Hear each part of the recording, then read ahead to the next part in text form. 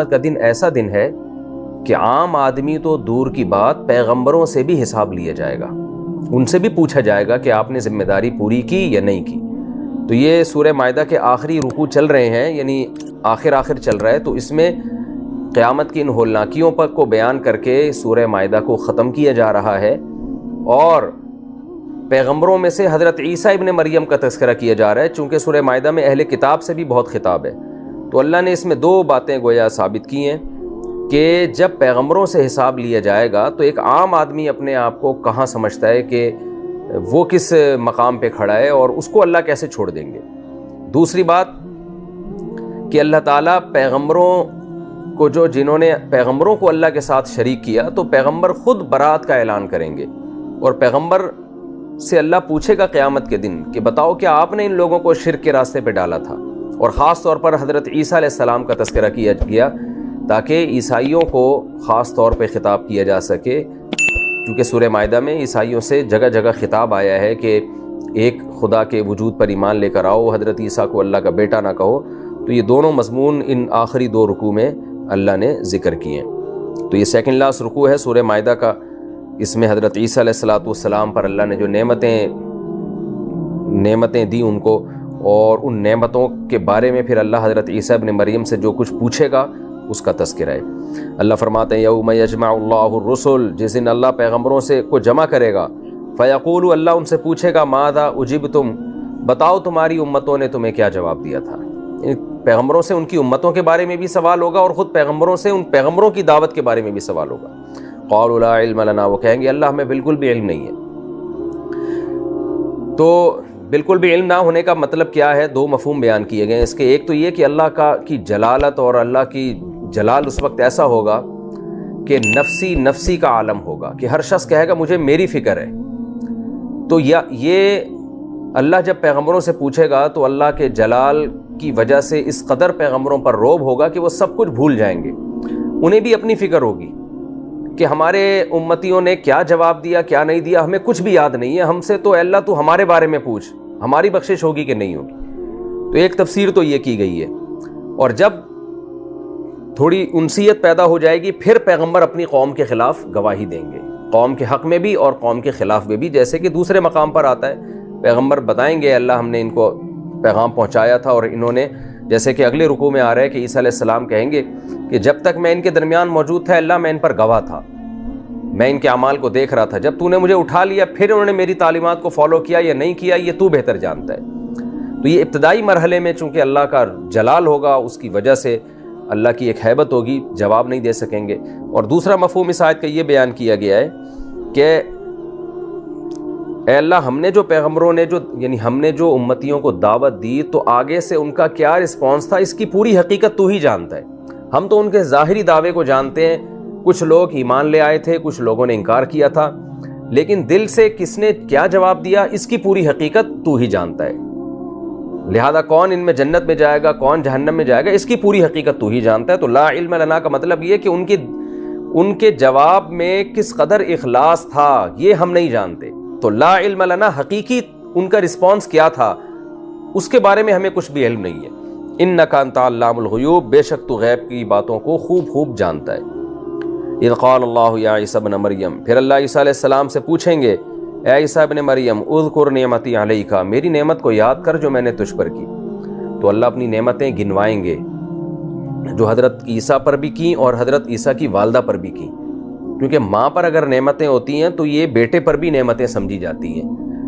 انسان فخر کرتا ہے نا میری ماں کے ساتھ اللہ تعالیٰ نے یہ میری ماں پہ انعامات کیے تھے، تو یہ چیز بھی حضرت عیسیٰ کے لیے فخر کی بات ہے، اور ماں پر بیٹے پر انعامات ہوتے ہیں یہ ماں کے لیے فخر کی بات ہے۔ تو دونوں پر اللہ انعامات کر کے یہ بتائیں گے کہ آپ نے ان انعامات کے عوض میں کیا شکر ادا کیا میرا، کیا آپ نے میرے پیغام کو صحیح طرح لوگوں تک پہنچایا؟ تو حضرت عیسیٰ علیہ السلام بتائیں گے کہ اللہ میں نے تیرے پیغام کو پہنچایا۔ پھر اللہ عیسائیوں سے کہیں گے کہ دیکھو انہوں نے تو توحید کا پیغام پہنچایا تھا مگر تم نے اس توحید کو فالو نہیں کیا، تو قصور ان کا نہیں ہے، قصور تمہارا ہے۔ تو اس میں دونوں باتیں ثابت ہو جائیں گی کہ اللہ جب پیغمبروں سے نعمت کے بارے میں سوال پوچھے گا تو ہم اور آپ کس کھیت کی مولی ہیں، ہم پر بھی تو اللہ کے بہت سے انعامات ہیں، تو ہم سے بھی اسی حساب سے سوالات ہوں گے۔ اور اس سے بھی پتہ چلتا ہے کہ عیسیٰ ابن مریم اللہ کے بیٹے نہیں ہیں اور نہ معبود ہیں، نہ مشکل کشا ہیں، نہ حاجت رواں ہیں، بلکہ وہ تو خود عدالت کے کٹہرے میں قیامت کے دن کھڑے ہوں گے اور اللہ ان سے بھی تفتیش کرے گا۔ تو وہ بھی اللہ کے بندوں میں سے ایک بندے ہیں، جیسے کہ دوسرے لوگ ہیں، دوسرے پیغمبر ہیں، تو وہ بھی اسی طرح ہی ہیں۔ اذ قال اللہ یا عیسیٰ ابن مریم، اللہ کہے گا اے عیسیٰ ابن مریم، اذکر نعمتی علیک وعلی والدتک، میری اس نعمت کو یاد کر جو میں نے تجھ پر کی اور تیری والدہ پر کی۔ تجھ پر کیا نعمتیں کی میں نے؟ اذ ایدتک بروح القدس، میں نے جبریل کے ذریعے تجھے طاقت دی۔ یہ بات پہلے بھی آ چکی ہے کہ حضرت عیسیٰ علیہ السلام کے ساتھ جبریل بہت زیادہ رہا کرتے تھے، اور حضرت عیسیٰ کو یہودیوں کا سے براہ راست واسطہ تھا نا، نبی صلی اللہ علیہ وسلم کو تو براہ راست مشرکین مکہ سے آپ کا مقابلہ ہوا ہے، حضرت عیسیٰ علیہ السلام کا تو پہلے دن سے یہودیوں سے واسطہ تھا، تو یہودی تو بہت زیادہ اذیت دیا کرتے تھے۔ تو اس کے لیے عیسیٰ علیہ السلام کو موٹیویشن کی ضرورت تھی، بہت زیادہ حوصلے کی ضرورت تھی، تو اللہ نے مستقل جبریل علیہ السلام حضرت عیسیٰ کے دل کو مضبوط کرنے کے لیے حضرت عیسیٰ علیہ السلام کے ساتھ لگائے تھے۔ یہ مطلب ہے کہ جبریل کے ذریعے حضرت عیسیٰ کو طاقت اور قوت دینا۔ تکلم الناس، اور اے عیسیٰ تو لوگوں سے کلام کرتا تھا، بچپن میں بھی اور ادھیڑ عمر میں بھی، یعنی جیسے ادھیڑ عمر میں کلام ہوتا تھا ایسے ہی ماں کی گود میں بھی۔ یہ معجزہ میں نے تجھے دیا، یہ بھی احسان کیا۔ اور اس میں یہ بھی ہے کہ سنہ کہولت میں حضرت عیسیٰ قرب قیامت میں نازل ہوں گے، تو اس وقت کلام کرنا بھی ایک معجزہ ہے۔ تو یہ دونوں معجزے اللہ نے حضرت عیسیٰ علیہ السلام کو دیے ہیں۔ وَإِذْ عَلَّمْتُكَ الْكِتَابَ، اور میں نے تجھ پر احسان کیا جب میں نے تجھے کتاب کا علم دیا، والحکمہ، حکمت کہتے ہیں سمجھداری کی باتوں کو۔ دنیا میں دو طرح کے لوگ ہوتے ہیں، ایک ظاہر پرست ہوتے ہیں، سینس لیس لوگ ہوتے ہیں، جب بات کریں گے آدمی کہے گا کہ بھائی یہ خاموش رہتا تو اچھا تھا، الٹی باتیں کریں گے، ان میں عقل نہیں ہے، ان میں چیزوں کو اینالائز کرنے کی صلاحیت نہیں ہے۔ تو حکمت کہتے ہیں کہ یہ حکم سے نکلا ہے نا، فیصلہ کرنے کی صلاحیت، یعنی مشکل مواقع میں آپ میں ڈیسیجن پاور ہو، آپ یہ فیصلہ کر سکیں کہ صحیح کیا ہے اور غلط کیا ہے۔ اگر یعنی حکمت کی ہم تعریف کریں نا آسان لفظوں میں، تو یہ تعریف ہے جو میں کر رہا ہوں کہ حق اور باطل میں فرق کی صلاحیت پیدا ہو جائے۔ کچھ چیزیں تو اتنی واضح باطل ہوتی ہیں، وہ تو سب کہتے ہیں کہ یہ باطل ہے، کچھ چیزیں اتنی واضح حق ہوتی ہیں کہ سب کہتے ہیں کہ حق ہے یہ، لیکن کچھ چیزیں ان کے بیچ بیچ میں ہوتی ہیں، اس کے لیے ایک بہت زبردست دماغ چاہیے یہ سمجھنے کے لیے کہ اس میں صحیح کیا ہے اور اس میں غلط کیا ہے۔ تو جس کو اللہ یہ صلاحیت عطا کر دے اس کے بارے میں قرآن کہتا ہے یؤتی الحکمۃ من یشاء، جس کو چاہتا ہوں میں حکمت عطا کرتا ہوں، ومن یؤت الحکمہ فقد اوتی خیرا کثیرا، اور جس کو اللہ نے حکمت عطا کر دی اس کو بہت بڑی خیر اللہ نے عطا کر دی ہے۔ علم ایک الگ چیز ہے، حکمت ایک الگ چیز ہے۔ بعض لوگوں کے پاس علم بہت ہوتا ہے، حکمت سے خالی ہوتے ہیں وہ، اور بعض لوگوں کے پاس حکمت تو ہوتی ہے لیکن علم نہیں ہوتا۔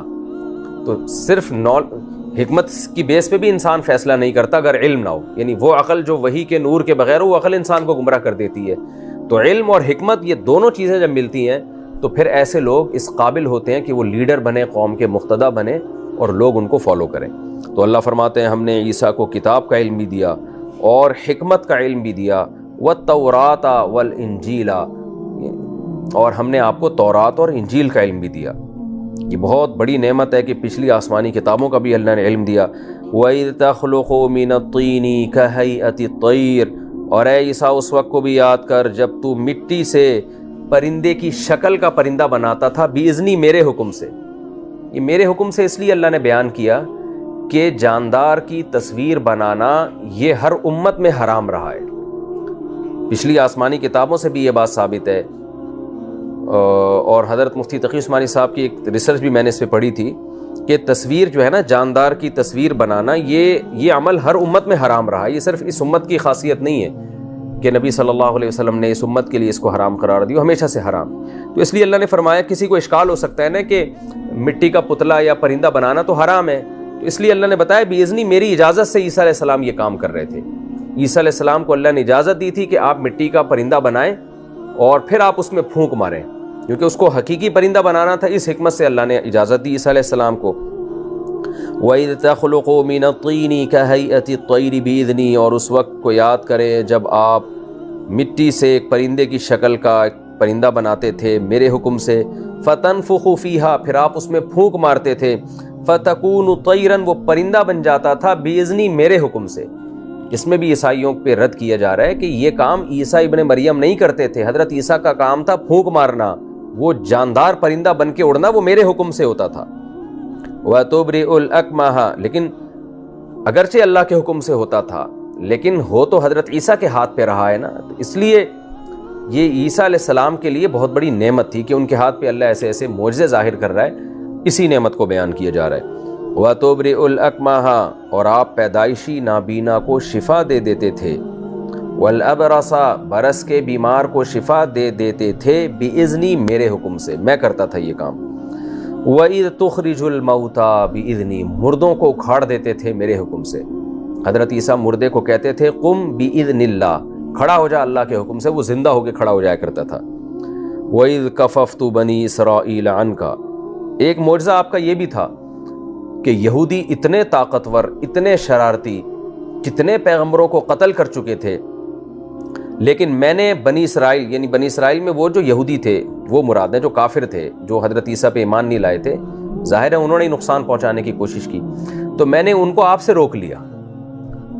مختلف جگہوں پہ اللہ نے معجزاتی طور پر مدد کی اور بالآخر حضرت عیسیٰ کو آسمان پہ اٹھا کے بھی یہودیوں سے بچا لیا. تو یہ بھی ایک حضرت عیسیٰ پہ اللہ کی ایک نعمت تھی.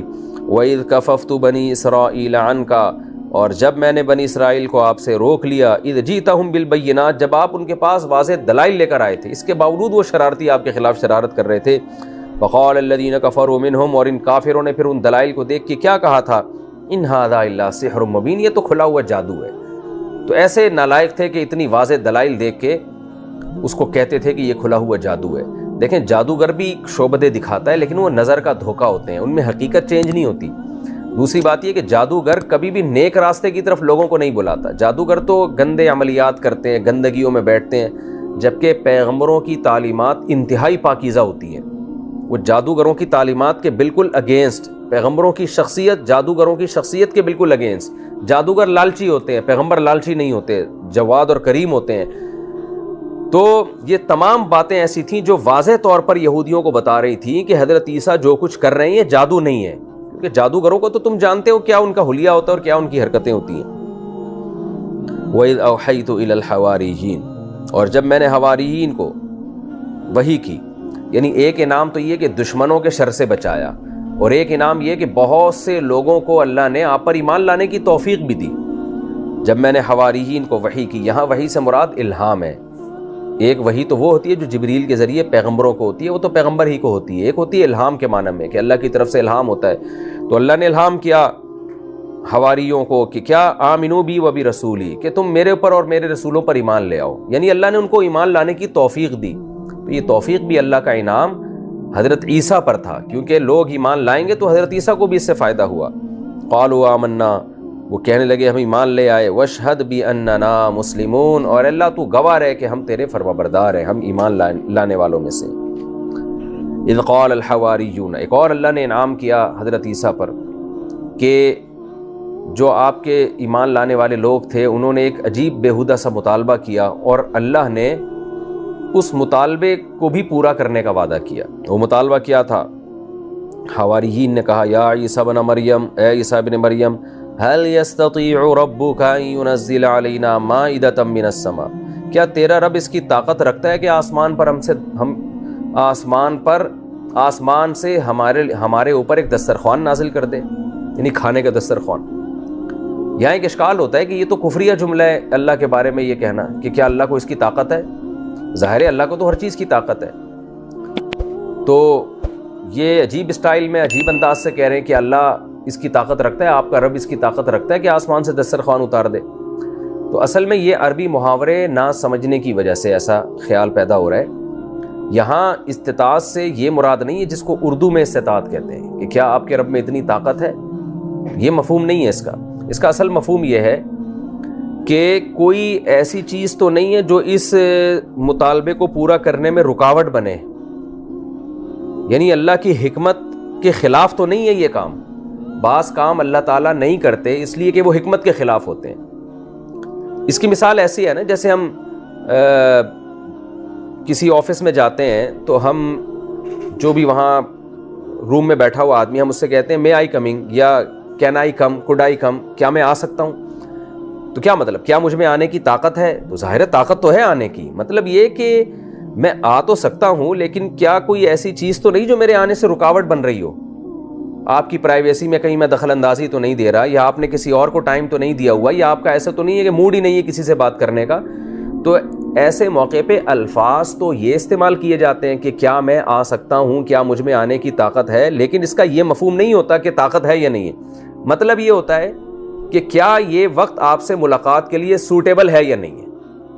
تو یہاں بھی لفظی ترجمہ تو یہ ہے کہ اے عیسیٰ کیا تیرا رب اس کی طاقت رکھتا ہے کہ آسمان سے دسترخوان اتارے، لیکن حقیقی مفہوم اس آیت کا یہ نہیں ہے، بلکہ یہ ایسے ہی ہے جیسے ہم کہتے ہیں مے آئی کمنگ جیسے الفاظ ہم استعمال کرتے ہیں، یا ہم کسی سے اردو میں اجازت لے رہے ہوتے ہیں کیا میں یہ کام کر سکتا ہوں، تو یہ بالکل اسی طرح کا ایک محاورہ ہے۔ تو مطلب کیا ہوا کہ اب اس کا صحیح مفہوم کیا ہوگا آیت کا، کہ حواریین نے کہا کہ اے عیسیٰ ابن مریم کیا آپ کا رب، اس رب کے لیے یہ مناسب ہے کہ وہ آسمان سے ہمارے لیے دسترخوان اتار دے، اور ہماری اس درخواست کو پورا کرنے میں اللہ کے علم میں کوئی ایسی حکمت تو نہیں ہے جو اس دعا کو پورا کرنے میں رکاوٹ بن رہی ہو؟ کیا یہ ہمارے لیے پاسبل ہے، یا آپ کے رب کے لیے فی الحال یہ مناسب ہے کہ وہ ہماری اس دعا کو قبول کرے؟ تو یہ اس آیت کا مفہوم ہوگا، ورنہ وہ جانتے تھے کہ اللہ کو تو ہر چیز کی طاقت ہے، اگر وہ یہ ایمان ہی نہ ہوتا طاقت کا تو وہ تو کافر ہو جاتے۔ اس کے جواب میں حضرت عیسیٰ علیہ السلام نے فرمایا اتقوا اللہ، اللہ سے ڈرو، ان کنتم مومنین، اگر تم مومن ہو۔ کیا مطلب؟ یہ تو تم عجیب بیہودہ مطالبہ کر رہے ہو، تم نے میرے اتنے سارے معجزے دیکھ لیے، مردوں کو زندہ ہوتے ہوئے دیکھ لیا، تم کہہ رہے ہو کہ اللہ کے لیے مناسب ہے کہ آسمان سے دسترخوان اتارے، یعنی ہم چاہتے ہیں کہ اگر کوئی رکاوٹ نہ ہو، کوئی چیز مانع نہ ہو تو اللہ ہمیں دکھا دے آسمان سے ایک دسترخوان، ہم کھا لیں گے بیٹھ کے، اللہ کی طرف سے ڈائریکٹ ہماری مہمان نوازی ہو جائے گی۔ تو مطالبہ تو بہرحال بیہودہ ہے، اس لیے یعنی بے موقع معجزے طلب کرنا یہ تو ایک ضد اور ہٹ دھرمی کی بات ہے نا۔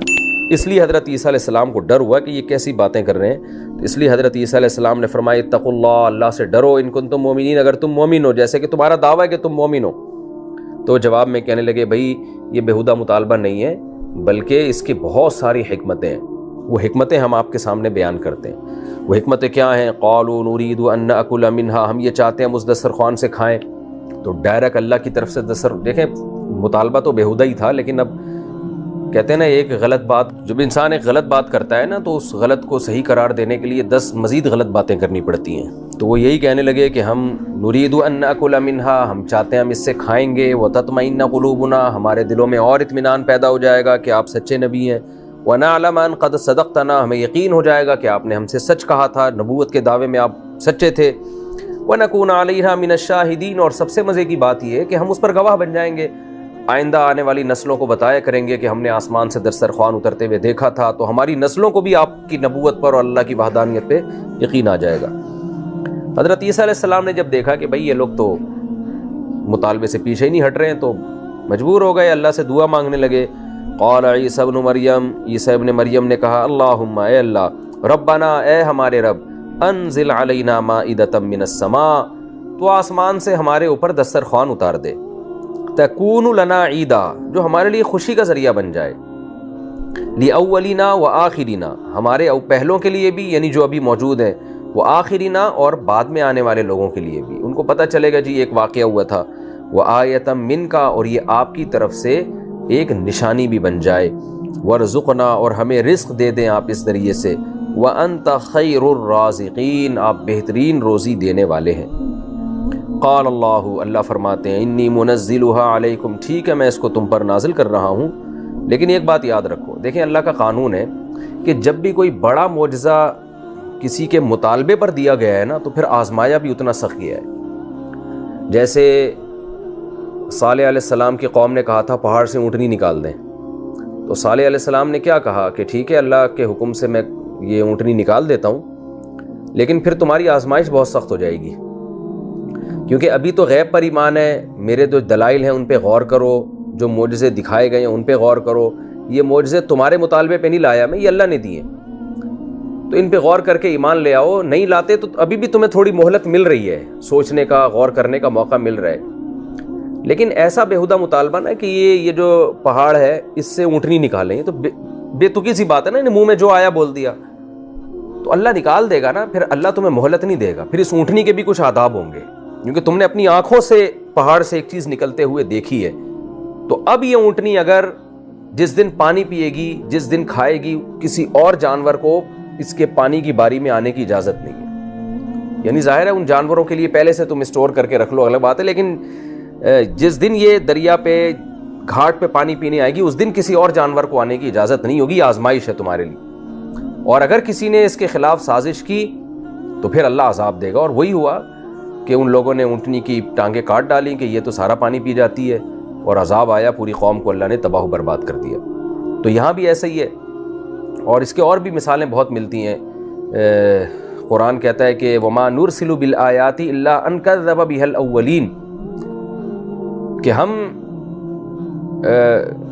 جب کوئی بھی نشانی بھیجتے ہیں نا تو پہلے لوگ اس کا انکار کر دیتے ہیں. وما منعنا ان نرسل بالآیات، کہ ہم جو بڑی بڑی نشانیاں نہیں دکھاتے ان کے مطالبے پر، اس کی ایک وجہ یہ بھی ہے کہ ہماری عادت ہے کہ جب کسی کے مطالبے پر کوئی نشانی دکھائی جاتی ہے پھر انکار کے بعد مہلت نہیں ملتی. یہ سورہ بنی اسرائیل میں آیات ہیں کہ انکار کے بعد مہلت نہیں ملتی. پچھلی امتوں نے انکار کیا، پھر مہلت نہیں ملی ان کو.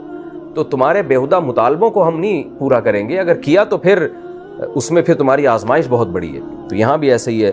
قال اللہ، اللہ نے کہا، انی منزلها علیکم، ٹھیک ہے میں نازل کر رہا ہوں، تمہارا مطالبہ آسمان سے دسترخوان ہے تو اتار دیں گے ہم، لیکن یاد رکھو فمن یکفر بعد منکم، تم میں سے کسی نے پھر ناشکری کی، فانی اعذبہ عذابا، ایسا عذاب دوں گا، لا اعذبہ احدا من العالمین، کہ اس وقت جہاں میں جتنے بھی لوگ ہیں ان میں سے کسی کو ایسا عذاب نہیں دوں گا.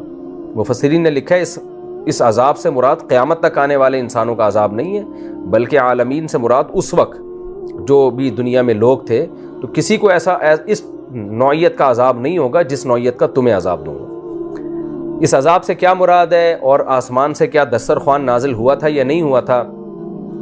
تو بعض روایات، بعض مفسرین تو اس طرف گئے ہیں کہ یہ بنی اسرائیل جو تھے ڈر گئے جب یہ انہوں نے سنا نا کہ اللہ کہہ رہا ہے کہ ناشکری کرو گے تو میں بہت سخت عذاب دوں گا، تو وہ ڈر گئے. انہوں نے کہا نہیں ہمیں دسترخوان چاہیے، ایسا نہ ہم سے کوئی ناشکری ہو جائے. لیکن راجح قول یہی ہے کہ دسترخوان آسمان سے نازل ہوا تھا، اور کیونکہ بعض روایات میں اس کا تذکرہ ملتا ہے، بعض صحابہ سے اس کا تذکرہ ملتا ہے، اور پھر کچھ لوگوں نے ناشکری کی اور ان کو بندر اور خنزیر بنا دیا گیا. تو اس نوعیت کا عذاب اس وقت روئے زمین پر کسی کو نہیں دیا گیا.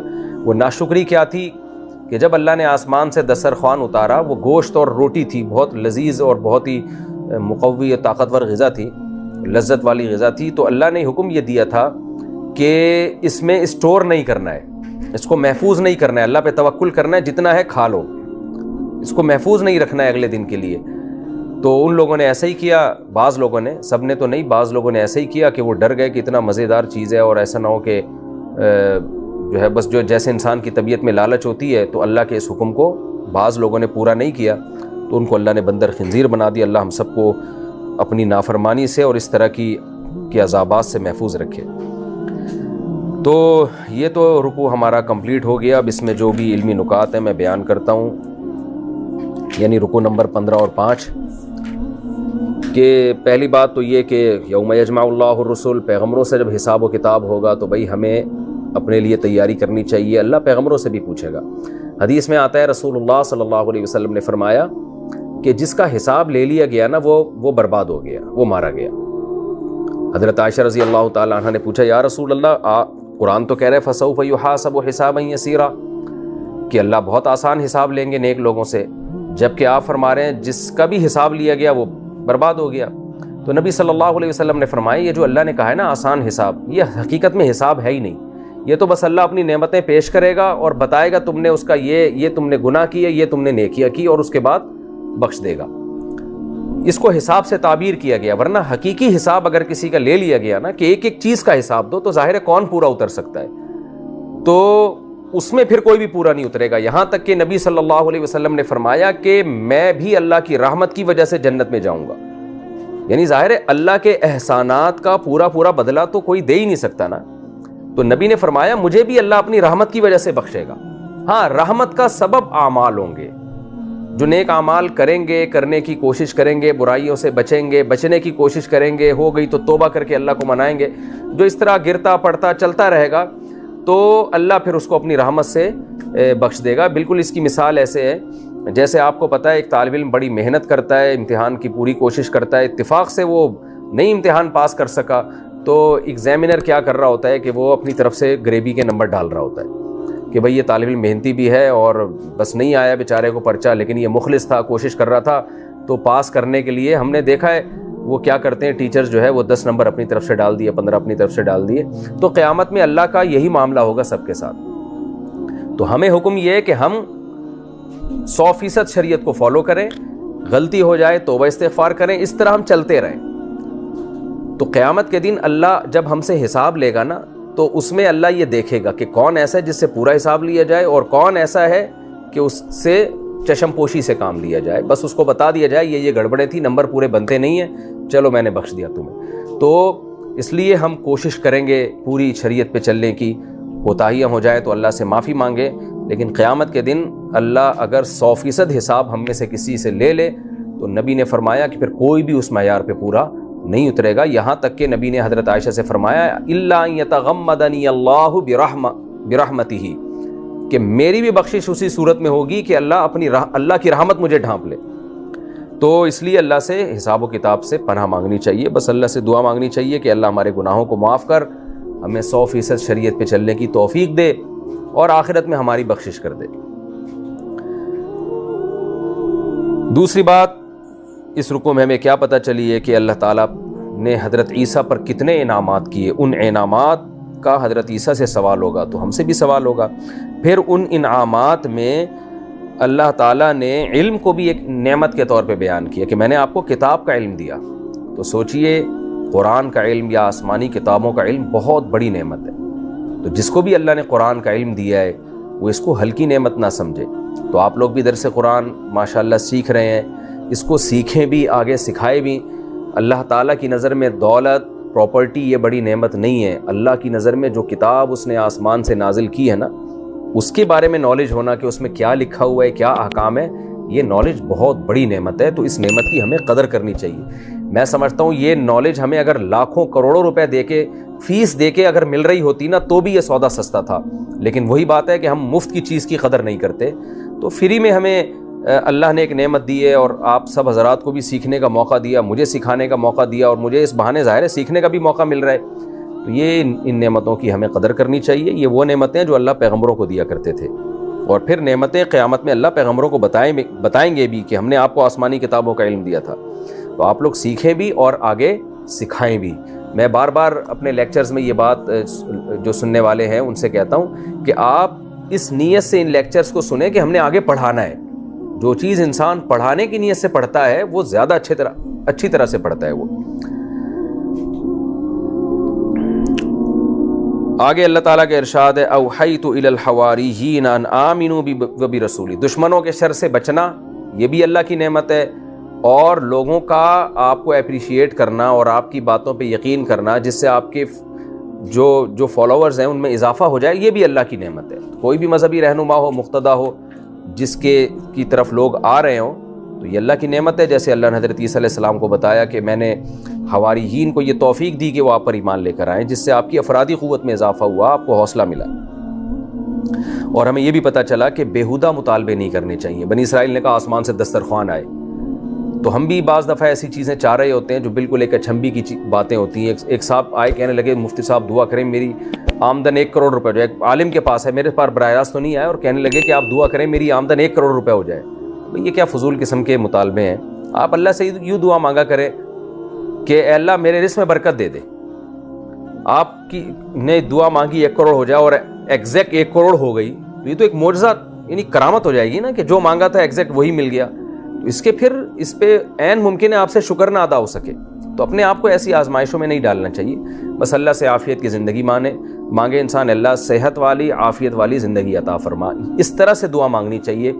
یہ کہ آسمان سے دسترخوان آ جائے اور یوں ہو جائے اور ایسا ہو جائے، اسپیسیفک نام لے کے چیزوں کو مانگنا، یہ ادب کے بہرحال خلاف ہے. اسی وجہ سے نبی صلی اللہ علیہ وسلم نے دعا سکھائی ہے اللہم انی اسألک العفو والعافیہ والمعافات فی الدین والدنیا والآخرہ. یہ دعا یاد کر لینی چاہیے. اے اللہ میں تجھ سے معافی کا طلبگار ہوں اور عافیت کا مطلب ہر چیز میں عافیت ہو، ہر چیز میں یعنی ٹینشنوں سے پاک اور مصیبتوں سے پاک ہو. کن چیزوں میں؟ اسألک العفو والعافیہ فی الدین والدنیا، دین میں بھی عافیت چاہیے، میرا دین بھی محفوظ ہو جائے اور میری دنیا بھی مختلف حوادث سے اور مختلف پریشانیوں سے محفوظ ہو جائے. وفی اہلی و مالی، میرے خاندان میں بھی مجھے عافیت دے دے، اس میں بھی پریشانیاں اور ٹینشنیں بیماریوں سے حفاظت ہو، اور میری جان میں بھی اور میرے مال میں بھی، یعنی میرا مال بھی ان آفتوں سے محفوظ ہو جائے. تو یہ بڑی جامع دعا ہے، اس طرح سے دعا مانگنی چاہیے. ہر نماز کے بعد نبی صلی اللہ علیہ وسلم نے ترغیب دی ہے، اس دعا کا معمول بنانا چاہیے. اللہم انی اسألک العفو والعافیہ والمعافاہ، معافاہ کا بھی یہی مطلب ہے، اسألک العفو والعافیہ والمعافاۃ فی الدین والدنیا والآخرہ، آخرت کے معاملے میں بھی عافیت چاہیے. وفی اہلی و مالی، میرے اہل میں بھی اور میرے مال میں بھی. بھی نہیں ہے تو کنڈوں کا کنڈا نہ نکالتا میں، بلکہ کنڈوں پہ بلاتا، خود بھی جاتا، اور جو کچھ شیعہ حضرات کرتے ہیں وہ کر رہا ہوتا. تو آپ صلی اللہ علیہ وسلم نے کسی فرقے کا نام مینشن نہیں کیا، بلکہ آپ نے علامت بیان کی. فرمایا ما انا علیہ، کیا زبردست حدیث ہے یار، مزہ آتا ہے، یہ معجزہ ہے. ما انا علیہ و اصحابی، آپ یہ فرماتے جو قرآن پہ چلے گا. تو آج ہر باطل فرقہ دلیل کہاں سے دیتا ہے؟ قرآن سے. غامدی صاحب کے جتنے دلائل ہیں آیتیں پڑھیں گے وہ، جہاں حدیثیں آئیں گی تو وہ فوراً چینج. تو آپ صلی اللہ علیہ وسلم، قادیانی بھی قرآن سے نکالتے ہیں، جتنے لوگ ہیں نا، کیونکہ اگر قرآن ہی کو نکال دیں گے پھر تو اسلام کا فرقہ ہی نہیں رہے گا نا، کیونکہ وہ فرقے تو اسلام کے میں مسلم کہیں گے نا اپنے آپ کو، تو مسلم کہنے کے لیے بیس تو رکھنی پڑے گی نا قرآن کی. کیونکہ اگر قرآن ہی کو وہ نکال دیں گے فرقے، پھر تو لوگ کہیں گے ان کا تو اسلام سے کوئی تعلق، پھر تو فرقہ تھوڑی، وہ تو غیر مسلم ہو گیا نا سیدھا سیدھا. یعنی وہ تو جو غیر مسلم جو اپنے آپ کو سیدھا کہتے ہیں ہم غیر مسلم، ہندو تھوڑی قرآن سے دلیل دے گا. تو اس لیے آپ نے یہ نہیں فرمایا قرآن سے دلائل دیں، فرمایا نہیں، ما انا علیہ، جس راستے پر میں ہوں، و اصحابی، اور میرے صحابہ. کیا مطلب؟ قرآن کی وہ تشریح جو حدیث کے اگینسٹ جا رہی ہے اس کو قبول نہیں کرنا. وہ فرقہ جنتی ہے جو قرآن کی وہ تشریح کرے جو جس پر محمد صلی اللہ علیہ وسلم کا اپنا عمل تھا. پرویزی فرقہ کیا کہتا ہے؟ نماز سے مراد جو قرآن میں آتا ہے نا، نماز سے مراد ہے گیدرنگ، حج سے مراد ہے اینول گیدرنگ، سال میں ایک دفعہ کی گیدرنگ، اور نماز سے مراد ہے دن میں 5 دفعہ آپ کی میٹنگ ہو فلاح و بہبود کے لیے. تو نماز کی یہ تشریح پیغمبر سے ثابت ہے؟ جب قرآن میں آیا نماز قائم کرو تو پیغمبر نے 5 ٹائم نماز پڑھی کہ نہیں پڑھی ہے؟ کیا ہو گیا؟ حج کیا کہ نہیں کیا؟ جیسے کیا ویسے کرنا پڑے گا آپ کو. تو قرآن کی وہ جو پرویزی، قرآن کو اہل قرآن کہتے ہیں اپنے آپ کو. تو نبی نے فرمایا جس پر میں ہوں، کیا مطلب؟ قرآن کی وہ تشریح جو حدیث کے خلاف ہے، جو نبی کے خلاف ہے، نبی کے طریقے کے، وہ تشریح بولو نا نہیں چلے گی. آگے اتنا بھی کافی نہیں ہے، کیونکہ بہت سے لوگ حدیث کو فالو کرتے ہیں، ہر مسئلہ کہاں سے بیان کرتے ہیں؟ بولتے کیوں نہیں بھائی؟ ہر مسئلہ حدیث. تو آپ نے فرمایا وَأَصْحَابِي، اور میرے صحابہ بھی اس پر چلتے ہوں. 3 طلاق کے مسئلے میں کوئی ایک صحابی سے دکھا دے، کوئی ضعیف حدیث دکھا دے جنہوں نے ایک مجلس کی 3 کو ایک کہا ہو، میں بیان کرنا چھوڑ دوں گا ہمیشہ کے لیے. اور آج دھڑا دھڑ 3 کو ایک کر کے بیویوں کو، حرام بیوی کو کیا کیا ہوا ہے لوگوں نے؟ حلال کیا ہوا ہے. تو نبی نے فرمایا جس پر میرے، اور میں آپ کو بہت سے فتاوی صحابہ کے صحیح سند سے دکھا دوں گا، ایک مجلس میں کوئی 3 دے کر آیا، سب نے کیا فتویٰ دیا؟ 3 کا. حدیثوں کی ایسی تشریح جو صحابہ کے کیا ہو. میں نہیں کہہ رہا اہل حدیث جہنمی ہے، لیکن اہل حدیث کا یہ مسئلہ جو ہے یہ قرآن و حدیث کے بالکل اگینسٹ ہے. تو ما انا علیہ، جس پر میں اور میرے، بولتے کیوں نہیں؟ صحابہ. تو آپ کہو نا میں بس قرآن و حدیث کو مانتا ہوں، غلط. قرآن حدیث کے ساتھ کس کو ملانا پڑے گا؟ صحابہ. وہ قرآن و حدیث جس پر صحابہ نے عمل کیا ہو. اگر وہ صحابہ ہی کے سمجھ میں نہیں آیا تو اس کا مطلب وہ آپ کی اپنی رائے ہے، وہ قرآن و حدیث نہیں ہے. اخپل رائے کو آپ قرآن حدیث کا لیبل لگا کے مارکیٹ میں لانچ کر رہے ہو. یا حدیث نہیں ہے، حدیث اس کے اگینسٹ جا رہی ہے. حدیث سے مراد نبی کا اپنا عمل جو تواتر سے ثابت ہو، وہ اس کے خلاف جا رہا ہے. تو اس کا مطلب آپ جو قرآن کی تشریح کر رہے ہو وہ آپ کی اپنی رائے ہے، قرآن اس کا ذمہ دار نہیں ہے. تو 3 چیزیں ملیں گی جس میں یہ تینوں علامتیں پائی جائیں گی، قرآن، حدیث اور صحابہ. صحابہ میں صرف اہل بیت نہیں ہے، وہ اصحابی جو میرے ساتھی ہیں. ساتھی کا لفظ بتا رہے کہ چاہے وہ اہل بیت میں ہوں یا نہ ہوں. یہ جو اہل بیت کے ساتھ خاص کر دیا اس کی کوئی دلیل نہیں ہے. اہل بیت سے محبت ہمارے ایمان کا جزو ہے, ان کو اللہ نے بڑا مقام دیا ہے. مگر جب صحابی کا لفظ آئے گا تو چاہے وہ اہل بیت ہوں یا اہل بیت کے بغیر ہوں. اور صحابہ میں سب سے پہلے حدیث سے پتہ چلتا ہے کہ 4 صحابہ سب سے پہلے ہیں ان میں, ابو بکر, عمر, عثمان اور علی, کیونکہ حدیث میں آتا ہے میری اور خلفائے راشدین کی سنت کو لازم پکڑو.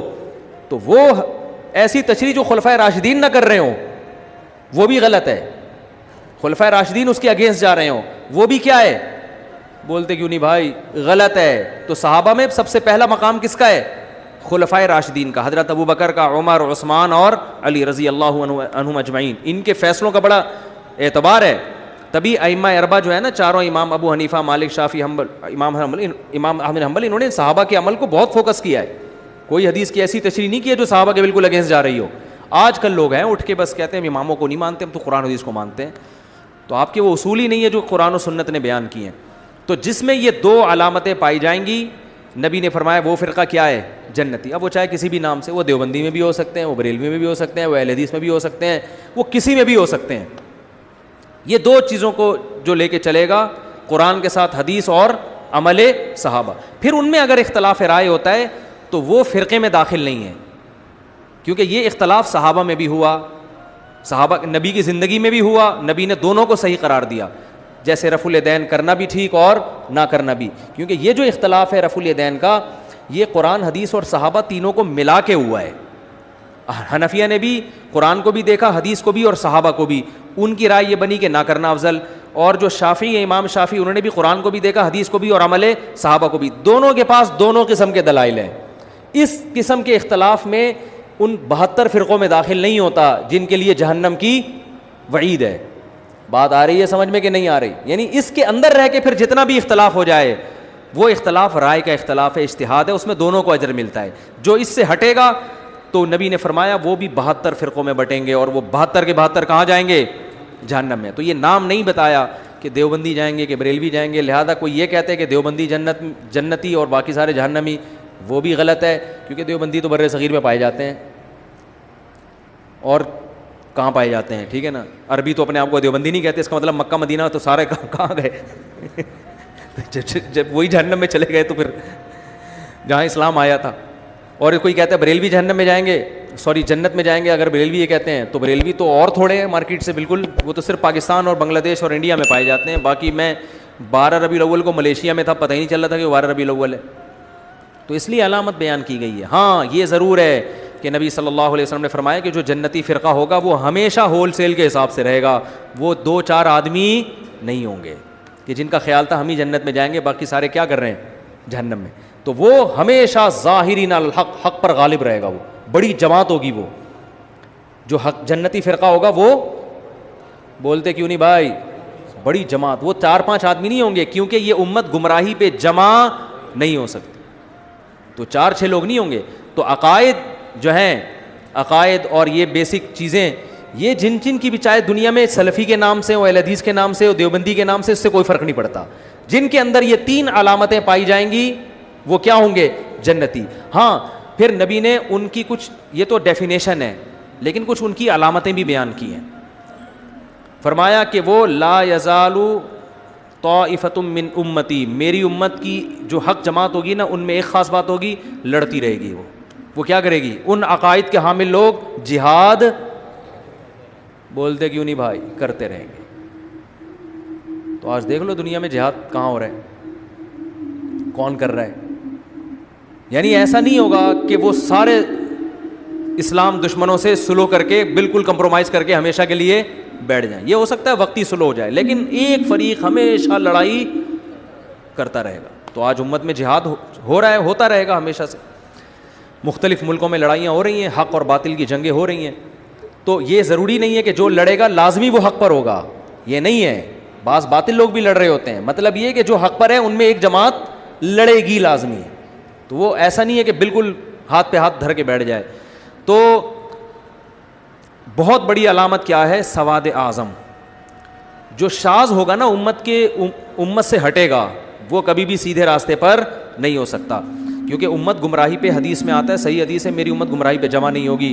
تو جو بھی ایسی بات کر رہا ہے نا, کوئی قرآن و سنت کی ایسی تشریح کر رہا ہے جو مارکیٹ میں آپ فرسٹ ٹائم سن رہے ہو, آپ علماء کو یہ سنتے ہوئے نہیں پاتے, تو آپ یہ نہیں کہو گے کہ یہ علماء کی دکانیں بند کر رہا ہے, بلکہ آپ حدیث کی روشنی میں یہ کہو گے یہ اپنی دکان کھول رہا ہے, کیونکہ امت تو گمراہی پہ جمع نہیں ہو سکتی. تو اتنے سارے امت کے صلحاء, محدثین, فقہا کا جو عقیدہ ہے اور جو ان کی رائے ہے, ان کی تحقیق ہے, آپ اس سے ہٹ کے کوئی نئی تحقیق مارکیٹ میں لاؤ گے, دیوار پہ پھینک دی جائے گی. تبھی میں ہمارے اہل حدیث حضرات جو ہیں, میرے بہت سارے اہل حدیث دوست ہیں جو میرے بیان سنتے ہیں, میں ان سے ایک ریکویسٹ ضرور کرتا ہوں, چلو آپ حنفی نہیں بنتے نہ بنو, لیکن اتنا اہتمام کر لیا کرو کہ ایسا قول جو چاروں فقہ سے باہر ہو, اللہ کا واسطہ یہ کام مت کرو. قرآن و سنت کی ایسی تشریح کرنا جو نہ امام حنیفہ کی سمجھ میں آئی, نہ امام شافعی کی, نہ امام مالک کی, نہ امام احمد کی, ایسی کم از کم اس کا تو خیال کر لو, کیونکہ امت صدیوں تک ان چاروں میں سے کسی ایک کو فالو کرتی آئی ہے. تو اتنی بڑی امت اگر غلط ہو گئی تو یہ تو غیر مسلم, ایک تو حدیث کے بھی خلاف ہے کہ حدیث میں آتے میری امت گمراہی پہ جمع نہیں ہو سکتی, اور دوسری بات یہ ہے کہ غیر مسلم بھی ہنسے گا کہ جب تمہارے جو حکومتیں جن فقہ پہ چلی ہیں صدیوں تک, 1000 سال سے زیادہ یہ چاروں فقہ رائج رہے ہیں اور اس میں حکومت ہوئی ہے, باقاعدہ خلافتیں چلی ہیں, تو جب تمہارے چاروں غلط ہو سکتے ہیں تو اس کا مطلب تمہارا تو اسلامی یتیم ہے. یہ تو سمجھ میں 1400 سال آیا ہی نہیں کسی کو, اب کون سمجھا رہا ہے بیٹھ کے. تو چند مسائل ایسے ہیں ہمارے اہل حدیث بھائیوں کے انتہائی احترام کے ساتھ کہ وہ چاروں فقہ کے خلاف ہیں, جن میں 3 طلاق کو ایک کہنا, یہ چاروں کے خلاف. عورتوں کا مردوں کی طرح نماز پڑھنا, یہ چاروں فقہ کے, بولو بھائی, خلاف ہے. چاروں میں ہے کہ عورت سمٹ کے نماز پڑھے گی, کیونکہ یہ تواتر عملی سے چلا آ رہی ہے مسئلہ. چاروں میں ہے کہ تراویح کم سے کم کتنی ہوتی ہے, بولو 20 رکعتیں ہیں. چاروں میں ہے کہ طلاق اگر معلق کر کے دی جائے تو بھی ہو جاتی ہے, جیسے آپ نے کہا اگر بیوی کو گھر میں داخل ہوئی تو تجھے طلاق ہے. چاروں فقہ میں ہے کہ اگر گھر میں داخل ہوئی تو طلاق ہوگی, قسم کا کفارہ نہیں ہوگا. بعض اہل حدیث کہتے ہیں قسم کا کفارے سے کام چل جائے گا, ایسا نہیں ہے, گھر میں داخل ہوگی تو, اور یہ ریورس نہیں ہو سکتے یہ الفاظ ڈیورس کے. تو اس طرح چند مسائل ایسے ہیں کہ اگر اہل حدیث حضرات اس میں اپنی رائے اجماع امت سے نہ ہٹائیں تو یہ ان کے لیے بھی بہتر ہے, اور امت جو ایک اختلاف, اسی طرح جو ہر قسم کے موضوع پہ مسا کر لینا, کچھ بھی پاؤں پہ چڑھا لیا مسا, یہ بھی نہیں ہوتا. تو کچھ اس کی شرطیں, ہر فقیہ نے کچھ نہ کچھ شرطیں لگائی ہیں موضوع پہ کہ مسے پہ جواز کے لیے, اور لگانے کی وجہ کیا ہے کہ قرآن کہہ رہا ہے کہ پاؤں دھو, تو اس قرآن سے نکلنے کے لیے دلیل مضبوط ہونی چاہیے. وہ جو آپ حدیث پیش کرتے ہیں کہ جوربین پر بھی مسا, اس حدیث کا یہ مفہوم نہیں ہے. حدیث میں خفین کو بھی جورب کہا گیا ہے, کیونکہ عربی زبان میں خفین پر بھی جورب کا اطلاق ہوتا ہے. تو آپ حدیث کی ایسی تشریح کیوں کر رہے ہو جو پوری امت نے نہیں کی؟ تو وہ تو یہ جو پرویزی لوگ ہیں نا, جو منکرین حدیث ہیں, یہ بھی تو قرآن سے کہیں نہ کہیں نکال لیتے ہیں نا. تو بات صرف قرآن و حدیث سے نکالنے کی نہیں ہوتی, قرآن و حدیث کی ایسی تشریح کرنا جو پوری امت سے ہٹ کرو, یہ تشریح قابل اعتبار نہیں ہے. امت کو درمیان میں لانا پڑے گا, آپ کو امت کو سائڈ پہ نہیں رکھ سکتے آپ, کیونکہ امت پہ اعتماد ختم کر دیا تو یہ قرآن پہ اعتماد ختم, کیونکہ ہو سکتا ہے امت نے قرآن ہی غلط پہنچایا ہو. آپ کہہ سکتے ہو نہیں قرآن کی حفاظت کا تو اللہ نے وعدہ کیا, تو یہ کس نے کہا؟ یہ بھی تو امت نہیں بتایا نا کہ یہ والی آیت بھی قرآن میں ہے کہ جس میں آتا ہے. تو اجماع امت اس امت میں بہت بڑی دلیل ہے, کیونکہ یہ امت گمراہی پہ جمع نہیں ہو سکتی. وجہ کیا ہے کہ نیا نبی نہیں آ سکتا. اب یہ امت من حیث الامہ معصوم ہے, کیونکہ پہلی امتیں گمراہی پہ جمع ہوتی تھی, نیا پیغمبر آتا تھا. اب نیا پیغمبر نہیں آئے گا. اب امت اگر گمراہی پہ جمع ہو گئی تو قرآن پہ بھی اعتماد ختم, بخاری پہ بھی, مسلم پہ بھی, سب کتابوں پہ اعتماد کیا ہو جائے گا؟ ختم. کہ یار ان سے اگر یہاں غلطی ہوئی ہے تو ہو سکتا ہے قرآن نقل کرنے میں غلطی ہوئی ہو. تو ہمیں ہمارے نبی نے پہلے ہی بتا دیا, بھائی امت میں 2-4 لوگ تو غلط ہو سکتے ہیں, پوری امت غلط ہو جائے یہ میری امت میں ایسا اللہ ہونے نہیں دے گا. تو صدیوں سے جو مسائل اتفاقی چلے آ رہے ہیں نا, تو ان کو کم از کم اتفاقی رہنے دیا جائے. اور ہمارے کسی اہل حدیث بھائی کو ان مسائل میں اگر وہ سمجھتے ہیں کہ نہیں قرآن و حدیث کی دلیل مضبوط ہے, عورت کو چاہیے مردوں کی طرح نماز پڑھے, 3 طلاقیں 1 ہوتی ہیں, تراویح 20 کے بجائے 8 رکعتیں ہوتی ہیں, یہ اجماعی مسائل میں وہ جہاں بھی کوئی بڑے عالم ہو تو میں بیٹھنے کے لیے تیار ہوں. لائیو کیمرہ چلا دیں, میں ان سے اس میں قرآن و سنت کی روشنی میں ڈسکشن کروں گا. کتنی بڑی بات کر دی میں نے. آپ کہتے ہیں نہیں ہم تو قرآن حدیث کو مانیں گے, اماموں کو نہیں مانیں گے, تو چلو قرآن حدیث ہی پہ بات ہوگی. میں بیٹھوں گا آپ کے سامنے, لائیو کیمرہ چلے گا اور ہم لائیو چلائیں گے, لوگ دیکھیں گے کہ دلائل کی دنیا میں چاروں اماموں کا مذہب مضبوط ہے یا آپ کی رائے. 8 رکعت تراویح میں میں ثابت کروں گا کہ یہ صحابہ کا مسلک بولو بھائی نہیں ہے. 3 طلاقوں میں ثابت کروں گا کہ قرآن و سنت سے 3 ثابت ہوتی ہیں. خواتین اور مردوں کی نمازوں میں جو سمٹنے کا مسئلہ ہے وہ بھی میں ثابت کروں گا. بات آ رہی ہے سمجھ میں؟ تو ہم بیٹھ جاتے ہیں کہیں بھی, لیکن اس میں ہوتا یہ کہ ہر چھوٹا موٹا آدمی اٹھ کے نا اپنے آپ کو مشہور کرنے کے لیے آ جاتا ہے کہ میں لائیو کیمرے میں آپ سے مناظرے کے لیے تیار ہوں. اس کا نقصان یہ ہوتا ہے کہ دنیا میں بعض دفعہ کوئی کسی کو جانتا نہیں ہے تو وہ کسی مشہور آدمی کے ساتھ بیٹھ کر اپنے آپ کو مشہور کرا دیتا ہے. کہتے ہیں مناظرہ جیتیں ہاریں, چکر میں تو ڈال دیا نا, مشہور تو ہو جائیں گے, لوگ کہیں گے وہی جا رہا ہے جو مفتی صاحب کے ساتھ بیٹھا ہوا تھا. تو اس لیے اس میں اصول یہ ہوتی ہے کہ وہ ان کا کوئی ذمہ دار آدمی ہو. اور میں مناظر ہوں نہیں, میں کوئی پھڈے باز نہیں ہوں, میں تو آرام سے محبت سے بیٹھ کے بات کروں گا. تو آپ دیکھیں گے کہ دلائل کی دنیا میں جو چاروں فقہا کا مذہب ہے وہ کیا ہے, وہ مضبوط ہے. تو عورتوں مردوں کی نماز میں جو آپ کہتے ہیں نا کہ حدیث نہیں ہے, حدیث اور بہت سارے مسائل میں نہیں ہے, لیکن آپ اجماع امت کی وجہ سے ان کو مانتے ہو. تو یہاں بھی آپ کو اجماع امت کی وجہ سے ماننا پڑے گا کہ عورت کو سمٹ کے نماز کا حکم ہے اور مرد مردوں کی طرح نماز پڑھے. آپ کو اجماع امت کی وجہ سے ماننا پڑے گا. باقی پھر ہمارے اہل حدیث بھائی ایک بات کرتے ہیں کہ یہ دکھاؤ حدیث میں کہ عورت سینے پہ ہاتھ باندھے گی, عورت رکوع یوں کرے گی, عورت دونوں پائیں دائیں طرف نکالے گی. ہر جزیے کا ذکر نہیں ہے. جب سمٹ کے نماز پڑھنا ثابت ہو گیا تو سمٹنے کی تفصیل ہر فقیہ نے اپنے حساب سے بیان کی ہے. اس میں ہر جزیے پر الگ سے دلیل کی ضرورت نہیں ہوتی. کسی نے کہا سمٹنا اس کو کہتے ہیں کہ پاؤں یوں نکالے, کسی نے کہا سمٹنا اس کو کہتے ہیں. تو سمٹنا ثابت اجماع سے ہوتا ہے, باقی سمٹنے کی کیفیات میں اجماع نہیں ہے. وہ ہر فقیہ ہر مجتہد نے اپنے حساب سے بیان کیا اس کو. آپ تو کہتے ہو بالکل مردوں کی طرح چوڑے ہو کر نماز پڑھے گی, یہ نہیں ہے. میں سمجھا پا رہا ہوں اپنی بات کہ نہیں سمجھا پا رہا.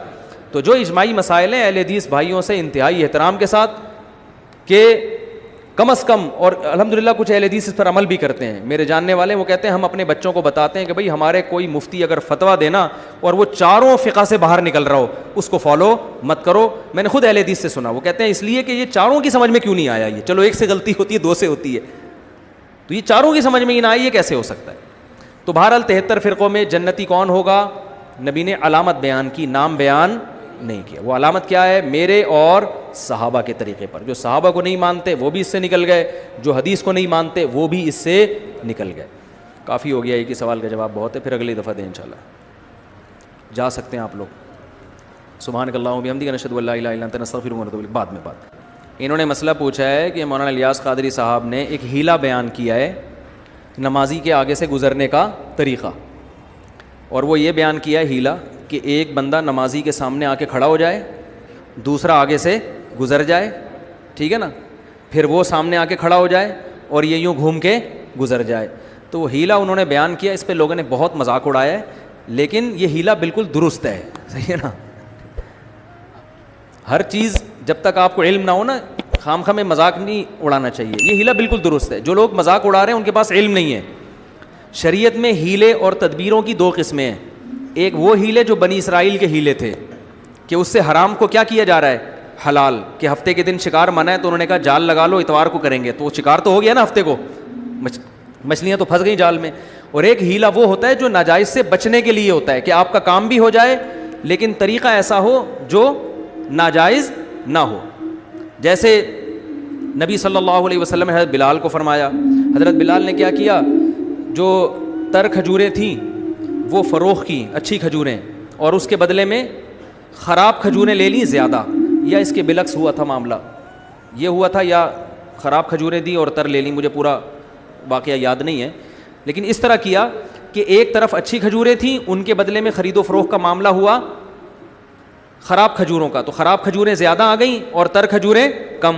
تو یہ جو خراب کھجوریں زیادہ آ گئیں یہ وہ سمجھے کہ پروفٹ ہے میرا. بھائی جب آپ مہنگی چیز دیں گے تو سستی چیز زیادہ مل جائے گی نا.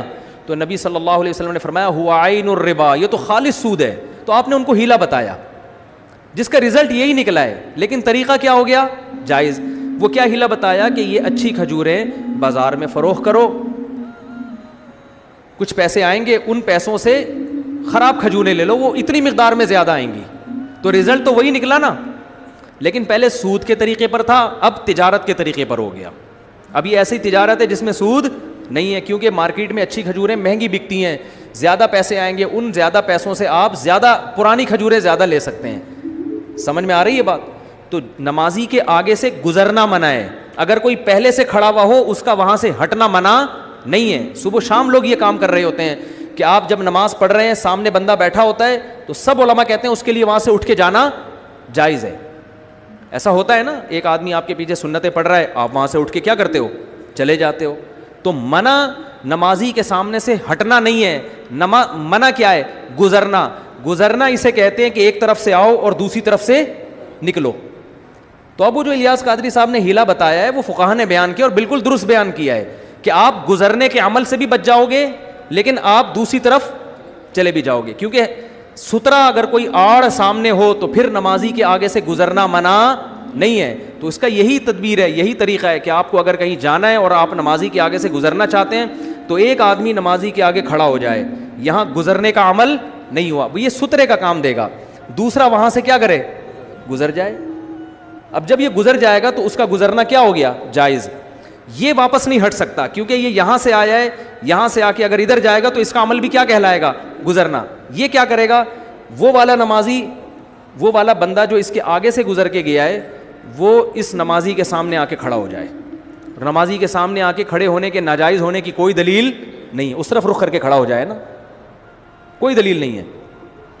اب وہ بندہ کیا کرے گا, جہاں سے آ کے کھڑا ہوا تھا واپس وہیں جائے اور یہاں سے آگے آ کے گزر جائے. تو اس گزرنے کے بھی ناجائز ہونے کی کوئی دلیل نہیں ہے کیونکہ یہ سامنے کیا ہے, سترا ہے. اور اب جو پرانا بندہ تھا وہ اپنی جگہ سے ہٹ جائے کیونکہ اس کے ہٹنے کے بھی ناجائز ہونے کی کوئی دلیل نہیں ہے, کیونکہ یہ گزرا جب تھا تو سترے کے آگے سے گزرا تھا اور ہٹ جب رہا ہے تو یہ عمل گزرنا نہیں ہے.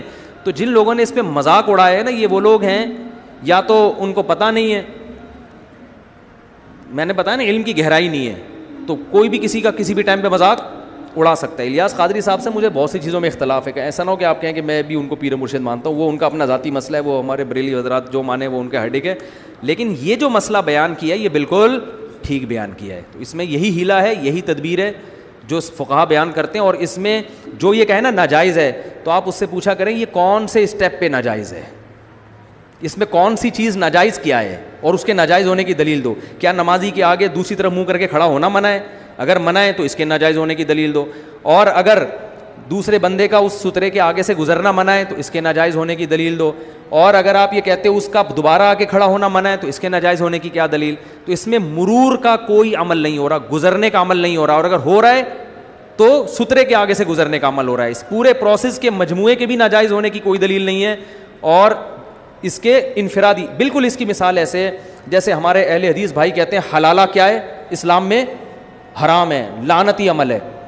ہم یہ کہتے ہیں جو حدیث میں جس حلالے کو حرام قرار دیا گیا ہے یہ وہ حلالہ ہے جو پری پلان ہو, معاہدہ کر کے ہو. اگر بغیر معاہدے کے حلالہ ہو رہا ہے تو اس کے حرام ہونے کی کوئی دلیل نہیں ہے بلکہ حلال ہونے کی دلیل ہے. وہ کہتے ہیں 3 طلاقیں ایک آدمی نے دے دی, اب ایک عورت کسی مرد سے نکاح کرتی ہے, وہ طلاق لے کے ہم بستری کر کے واپس آتی ہے تو ہو تو وہ تو حرام ہے. بھائی کون سے اسٹیپ پہ حرام ہے یہ؟ ایک آدمی نے بیوی کو 3 طلاقیں دے دی, حرام ہو گئی وہ. یہ عورت عدت کے بعد کسی مرد سے نکاح کر رہی ہے, یہ حرام ہے کیا؟ قرآن نے اجازت نہیں دی جہاں چاہو نکاح کرو, پہلے سے نہیں کر سکتی تو عدت کے بعد جہاں چاہے نکاح کرے. جب اس نے عدت کے بعد کہیں نکاح کر لیا اور اس مرد نے ہم بستری بھی کر لی, اس کے لیے طلاق دینا حلال ہے یا حرام ہے؟ جائز ہے بالکل. بلا وجہ طلاق اچھی چیز نہیں ہے, لیکن کسی وجہ سے دینا بالکل جائز ہے. اور وجہ میں یہ بھی ہو سکتی ہے کہ بھائی یہ میرے ساتھ رہنا نہیں چاہتی بلکہ اس کے بچے ہیں پہلے شوہر سے, لہذا یہ اس کے ساتھ رہنا چاہتی ہے. اس بیس پہ بھی اگر کوئی طلاق دیتا ہے تو طلاق اگر کسی معقول وجہ سے دی جائے تو اس کے ناجائز ہونے کی آپ کے پاس کیا دلیل ہے؟ ایک صحابی کی 2 بیویاں تھیں. عبد الرحمن ابن عوف جب ہجرت کر کے گئے, اجنبی تھے, ان کو کوئی عورت نکاح کے لیے نہیں مل رہی. ان صحابی نے عرض کیا کہ ان صحابی نے فرمایا کہ میری 2 بیویاں ہیں, آپ کو نکاح کے لیے کوئی عورت نہیں مل رہی ہے, میں اپنی ایک بیوی کو طلاق دے دوں گا, آپ عدت کے بعد اس سے نکاح کر لیں. بات آ رہی ہے سمجھ میں؟ یہ انصار صحابی تھے. تو عبد الرحمن ابن عوف رضی اللہ عنہ انہوں نے فرمایا کہ نہیں, اس کی ضرورت نہیں ہے. کچھ دنوں میں ان کو رشتہ مل گیا. تو نبی نے تو یہ نہیں کہا. ایک صحابیہ, بخاری مسلم کی حدیث ہے, نبی صلی اللہ علیہ وسلم کے پاس آئیں کہ میرے شوہر نے 3 طلاقیں دی تھی, میں نے فلاں سے نکاح کیا لیکن وہ ہم بستری پر قدرت نہیں رکھتے اور میں پہلے شوہر کے پاس جانا چاہتی ہوں, کہ تو کیا میں طلاق لے کے جا سکتی ہوں؟ آپ نے فرمایا نہیں, جب تک وہ ہم بستری نہیں کر لیتا آپ پہلے کے لیے حلال نہیں ہو. تو ان صحابیہ نے جو یہ کہا تھا کہ میں طلاق لے کے کہاں جانا چاہتی ہوں؟ پہلے شوہر کے پاس. تو نبی نے تو یہ نہیں کہا کہ یہ تو حلال ہے, یہ تو غیرت کے خلاف ہے, یہ تو بالکل غلط کر رہی ہو. بھائی عورت کو اگر معقول وجہ سے مرد طلاق دے دیتا ہے تو اس کے ناجائز ہونے کی کوئی دلیل نہیں ہے, عورت کا نقصان ہی نہیں ہے, اس میں فائدہ ہے بلکہ. تو اس کو پرانا میاں یاد آ رہا ہے بھائی چھوڑ دو. اگر چھوڑ دے تو فقہا قرآن و سنت کو زیادہ سمجھتے ہیں. فقہا کہتے ہیں ایسی صورت میں چھوڑنا نہ صرف جائز بلکہ باعث ثواب ہے, کیونکہ اس طلاق میں عورت کو کیا پہنچایا جا رہا ہے؟ فائدہ پہنچایا جا رہا ہے. اس کے ناجائز ہونے کی کوئی دلیل نہیں ہے. پھر جب اس دوسرے میاں سے عدت عورت کی پوری ہو جاتی ہے تو اس عورت کے لیے جائز ہے دنیا میں جس مرد سے چاہے نکاح کرے. اگر کسی اور مرد سے نکاح کرنا غیرت کے خلاف نہیں ہے, لعنتی عمل نہیں ہے, تو اپنے پرانے والے سے نکاح کرنا کہاں سے لعنتی عمل ہو گیا؟ بلکہ وہ تو قرآن کہہ رہے 3 طلاق کے بعد جب دوسرا میاں اگر طلاق دے دے تو فلا جناح علیہما, عورت کے لیے بالکل جائز ہے کہ وہ اپنے پہلے مرد سے نکاح کرے. تو ہم اہل حدیث بھائیوں سے پوچھتے ہیں اس میں لعنت والا عمل ہو کہاں رہا ہے؟ اس کی کیا دلیل ہے؟ کون سے اسٹیپ پہ بغیرتی ہو رہی ہے؟ کہتے ہیں کہ نہیں جی وہ ایک عورت کی بیوی ایک مرد کی بیوی کسی دوسرے مرد کی بستر کی زینت بنے, یہ تو غیرت کے خلاف ہے. یقیناً ایک مرد کی بیوی جب کسی دوسرے مرد کے پہلو میں جائے گی تو یقیناً غیرت کے خلاف ہے. لیکن جب ایک مرد نے 3 طلاقیں دے دیں اور عدت بھی پوری ہو گئی تو اب یہ اس مرد کی بیوی ہے نہیں. اس کو یہ کہنا گھما کے اس کی بیوی کو اس کے پہلو میں جا رہی ہے تو بھائی اس کی کم بخت کی ہے ہی نہیں ہے. جہاں چاہے جائے, یہ اس کی تھوڑی ہے, یہ جس مرد سے چاہے نکاح کرے گی, اس میں کون سا غیرت کے خلاف ہے؟ تو جب وہ چلی گئی اس کے پاس, اس کی بیوی ہے ابھی ہے, اب اس کا اس کے پاس نہ جانا تو غیرت کے خلاف ہے, جانا غیرت کے خلاف نہیں ہے. پھر اس کی مرضی رکھے یا چھوڑے. اگر وہ چھوڑ دیتا ہے کسی بھی وجہ سے چھوڑ دیتا ہے, بعض دفعہ بد اخلاقی وجہ ہوتی ہے, بعض دفعہ وجہ ہوتی ہے بھائی یہ جوڑ کی شادی نہیں ہے میں ٹینشن میں آ گیا ہوں, بعض دفعہ یہ بھی وجہ ہو سکتی ہے کہ بھائی اس کے دل میں تو پرانا والا بیٹھا ہوا ہے, یہ تو وہیں جانا چاہتی ہے. آدمی نہیں رکھتا ایسی عورت کو جو کسی اور مرد کو دل میں رکھے ہوئے. آدمی کہتا ہے چھوڑو یار, ایسے موقع پہ چھوڑ دینا بہتر ہوتا ہے. طلاق کے مطالبے پہ بھی چھوڑا جا سکتا ہے. عورت ہو سکتا ہے خود مطالبہ کرے بھائی تو مجھے چھوڑ دے, میں نہیں رہنا چاہتی, تو چھوڑ دے تو اچھی بات ہے.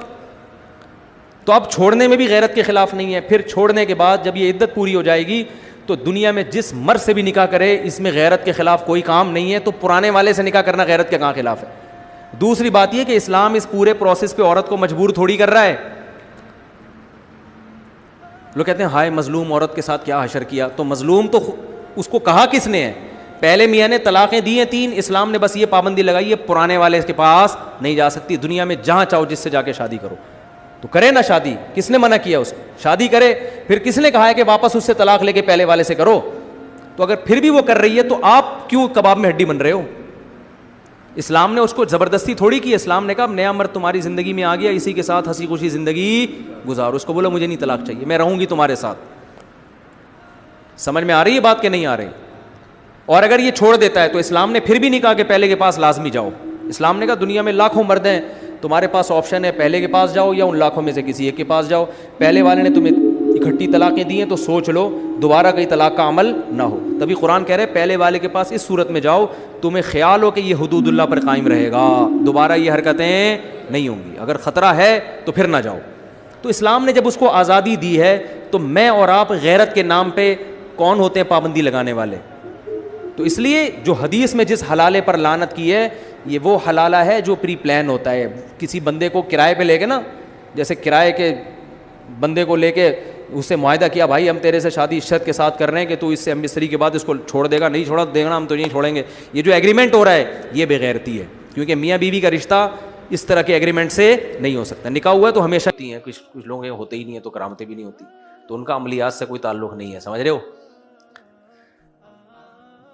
آپ کے خلاف ایک عورت نے ویڈیو بنائی ہے جس میں وہ آپ پر تنقید کر رہی ہے آپ کے بیان کے بارے میں, جس میں آپ نے کہا ہے کہ حدیث میں ہے کہ اگر ماں باپ بیوی کو طلاق دینے کا کہیں تو ماں باپ کی اطاعت کرنی چاہیے. ہاں وہ میں نے ویڈیو دیکھی ہے. وہ ویڈیو یہ ہے کہ یہ دیکھو مفتی کہہ رہا ہے حدیث میں آتا ہے کہ ماں باپ اگر کہتے ہیں بیوی کو طلاق دو تو طلاق دے دو. بس اس پہ اسٹاپ کر کے اس نے آگے ری ایکشن ریکارڈ کروا دیا. یہ بالکل ایسے ہی ہے جیسے قرآن میں آتا ہے لا تقربوا الصلاۃ وانتم سکارا, اے ایمان والو نماز کے قریب مت جاؤ اس حال میں کہ تم نشے میں ہو.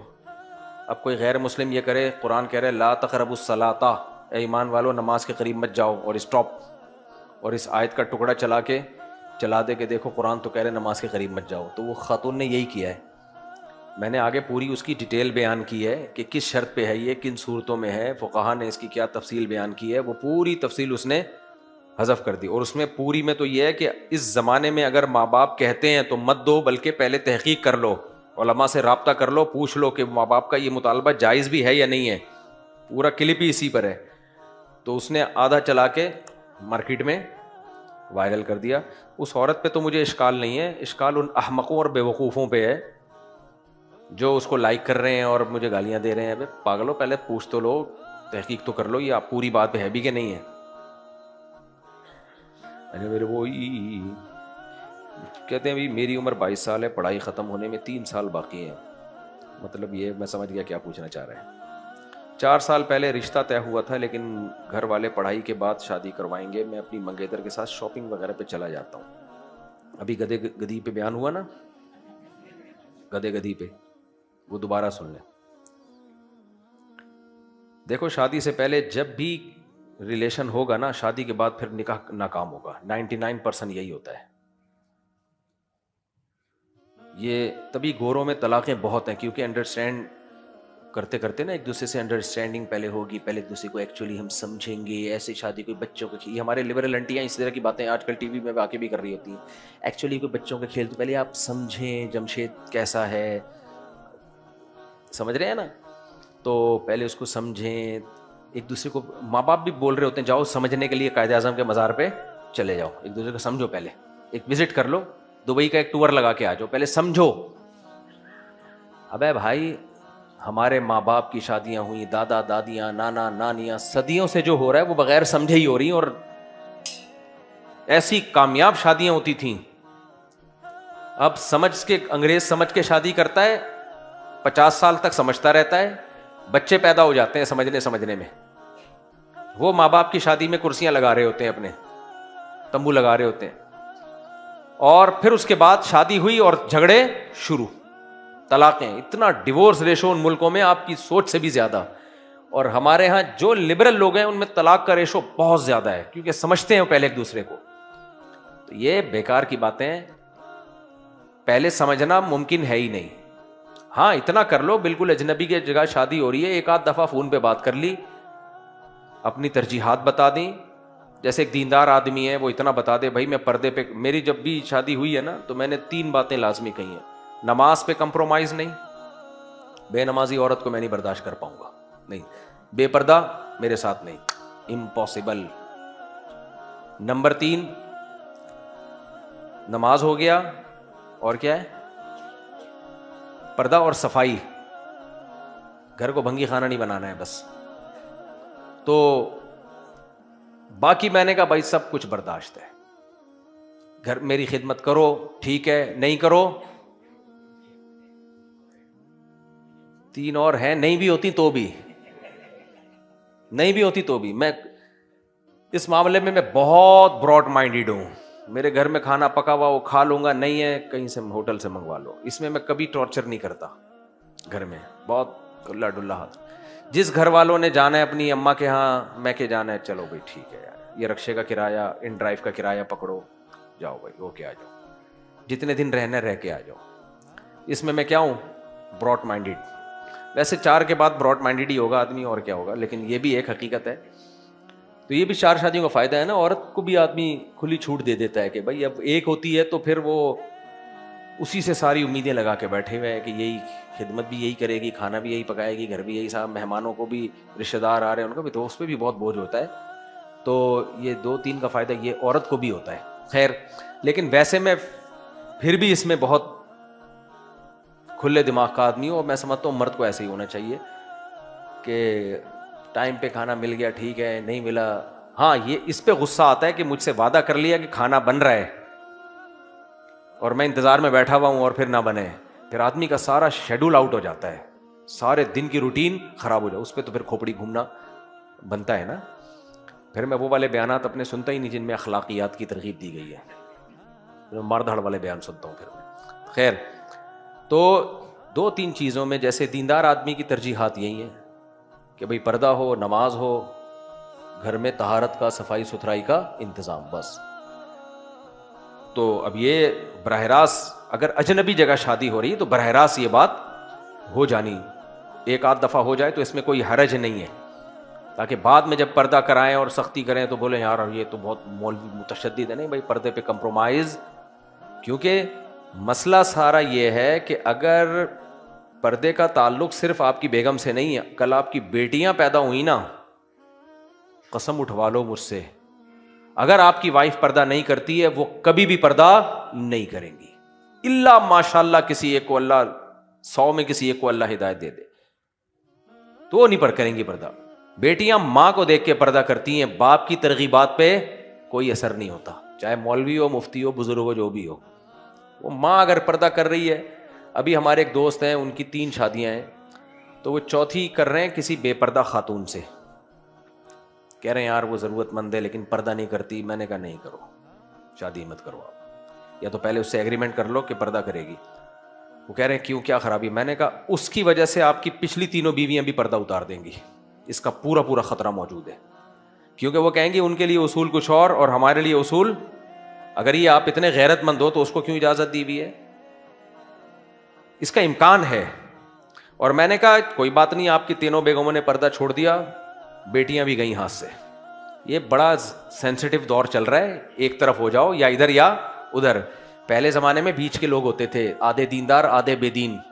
ایسا جیسے یورپ امریکہ میں ایسا نہیں ہے کہ آدھے دیندار آدھے بے دین، یا تو پورا نیک ہوگا یا پورا برا ہوگا. وہاں پہ میں گیا ہوں نا، میں جب امریکہ گیا تو میں نے سارے نیک لوگ ہو گئے، اتنے نیک لوگ، سب کی داڑیاں، نمازیں، اور سارے حافظ بچے، سب کے بچے ماشاءاللہ امریکہ کینیڈا میں مسلمانوں کے بچے حافظ بن رہے ہیں، سارے نیک. میں نے کہا تم لوگ تو ہم لوگ سے بھی زیادہ نیک ہو گئے کافر ملک میں رہ کے. تو انہوں نے کہا مفتی صاحب آپ جن سے مل رہے ہیں نا، جو لوگ آپ کو بلا رہے ہیں وہ ہیں جو دین پہ ہیں، تو پورے دین پہ ہیں وہ. کیونکہ یہاں جو پورا دین پہ نہیں ہوتا پھر وہ پوری بے دینی پر ہوتا ہے، وہ بریکیں فیل ہوتی ہیں، پھر وہ شراب کباب کی طرف جاتا ہے. کیونکہ یہاں لمٹ وہ نہیں ہے. ہمارے یہاں تو فلم دیکھ کے آ رہا ہوگا، ایک دوست نے بتایا کہ میں فلم دیکھتا تھا سینما میں، نماز کے ٹائم پہ اٹھ کے نماز پڑھنے جاتا تھا، پھر آ کے واپس سینما میں بیٹھ جاتا تھا، پھر اسٹوری پوچھ رہا ہوتا تھا یار بیچ کا طرح پارٹ بتانا. یار دونوں پروگرام کیا چل رہے ہیں، ساتھ چل رہے ہیں. تو عمرے پہ جاتے تھے لوگ، VCR لے کے آتے تھے، VCR لے کے آ رہے ہوتے تھے. عمرے پہ جا کے کیا لے کر آ رہے ہیں؟ VCR لے کر آ رہے ہیں. تو یہاں دونوں پروگرام چلتے ہیں. ان ملکوں میں آپ کے لیے اپنا دین بچانا بہت مشکل ہے، تو آپ کو پورا نیک بننا پڑتا ہے، ورنہ اولاد آپ کے ہاتھ سے گئی. تو اس لیے مجھے وہاں جو نیک ملے تو بڑے اعلیٰ درجے کے نیک ملے. نوجوان ماشاءاللہ وہاں پہ امریکہ میں، کینیڈا میں اور یورپ میں ایسے زبردست ماشاءاللہ پڑھے لکھے لڑکے، کوئی انجینئر ہے، کوئی ڈاکٹر ہے، اتنی بڑی بڑی پوسٹوں پر ایسے ماشاءاللہ ایسا لگ رہا ہے کوئی بخاری کا شیخ الحدیث ہے یہ. تو اس زمانے میں بھی ایسا ہی ہے. اب یعنی اسی طرح یہاں بھی ہوتا جا رہا ہے. تو اگر آپ کی ایک بیگم بھی بے پردہ ہے تو آپ کا تو گزارا ہو جائے گا. آگے بچے پھر 99% چانس ہے کہ اماں کو فالو کریں گے، اور پردہ بیٹیاں وہ پردہ نہیں کریں گی. تو اگر آپ ان سب چیزوں پہ کمپرومائز کیا ہوا ہے تو ٹھیک ہے پھر. تو اس لیے میرے بھائی ابھی بیچارے کے اتنا لمبا جواب دے دیا میں نے. اس کا تو کہہ رہے میرا تو مسئلہ وہیں رہ گیا نا، 3 سال سے جو اٹکا ہوا ہے وہ تو ہم نے اور اٹکا دیا، 10 منٹ کے لیے اور اٹکا دیا. کہہ رہے گھر والے پڑھائی کی بات سمجھ گئے، میں اپنی بیگم کے ساتھ منگیتر کے ساتھ شاپنگ وغیرہ پہ چلا جاتا ہوں، عید وغیرہ پہ مل لیتا ہوں، لیکن نکاح نہیں ہوا، اس لیے گناہ میں شامل ہو جاتا ہے اگر میں گھر والوں کو بتایا بغیر نکاح کر لوں. اور منگیتر بھی راضی ہے، تو جب میں گھر والے نکاح کروائیں گے تو کوئی مسئلہ تو نہیں ہے. دیکھو فیک نکاح کے اوریجنل نکاح کے بعد میں فیک نکاح بھی ہو سکتا ہے، اس میں کوئی حرج نہیں ہے. ایک ویسے کر لیا ایک دنیا کو دکھانے کے لیے، یہ دوسرا فیک ہوگا. لیکن میں آپ کو اس کا مشورہ اس لیے نہیں دوں گا کہ جب منگیتر کے ساتھ چھپ کے آپ نکاح کر لیتے ہیں تو آپ کو تو کچھ نہیں ہوگا، اس لڑکی کی زندگی خراب ہو جائے گی. یہ میرے پاس کچھ چیزیں کتابوں میں نہیں لکھی ہوئی ہوتی، وہ مشاہدے پر مبنی ہوتی ہیں. لڑکا جب لڑکی کو شادی سے پہلے استعمال کر لے تو پھر اکثر و بیشتر وہ لڑکی سے جان چھڑانا شروع کر دیتا ہے. پھر وہ اس کو عذاب سمجھنا شروع. ابھی تو آپ کے جذبات ہیں نا، ڈیٹیں لگ رہی ہیں، آپ اس کے قریب نہیں گئے ہو، فزیکل ریلیشن قائم نہیں ہوا، تو اب فزیکل نہیں ہوئے اس کے ساتھ، تو اب تو آپ ماشاءاللہ کاش رخصت جب ہو گئی نا تو اس کے بعد آپ بولو گے کوئی دوسرا پیس تلاش کرو. یہ بات شاید ابھی سمجھ میں نہیں آ رہی ہوگی. جب میں بہت زیادہ کال سنا کرتا تھا تو لڑکیوں کے فون آتے تھے، ہم سے ایک شخص محبت کرتا ہے، چھپ کے نکاح کرنا چاہتا ہے. میں ان کو منع کرتا تھا مت کرو یہ کام، کیونکہ تمہیں استعمال کر کے چھوڑے گا. وہ نہیں مانتی تھی اور پھر وہی ہوتا تھا، پھر چھوڑتا بھی نہیں تھا،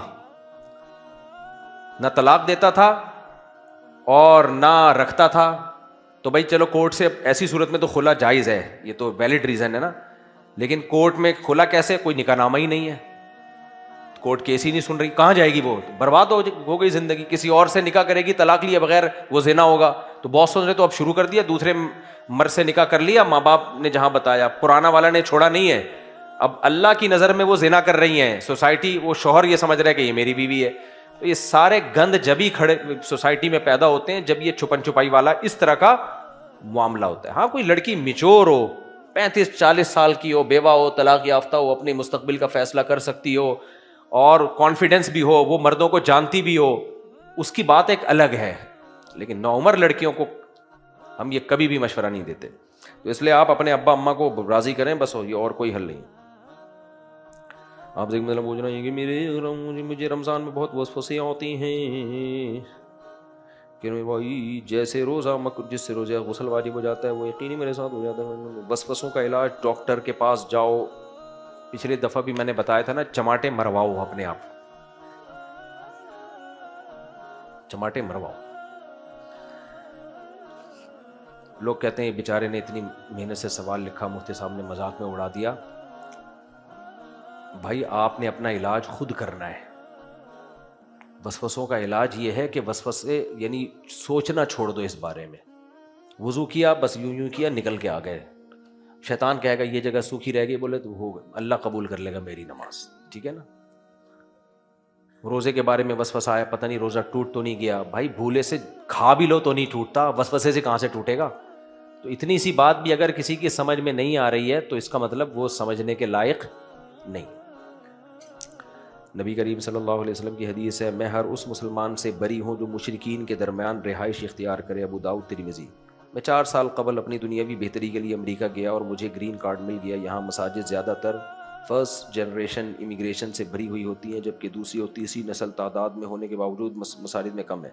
یہاں رہ کر دینی کام اور غیر مسلموں کو دعوت دی جا سکتی ہے. میری نیت بنیادی طور پر دنیاوی بہتری ہے.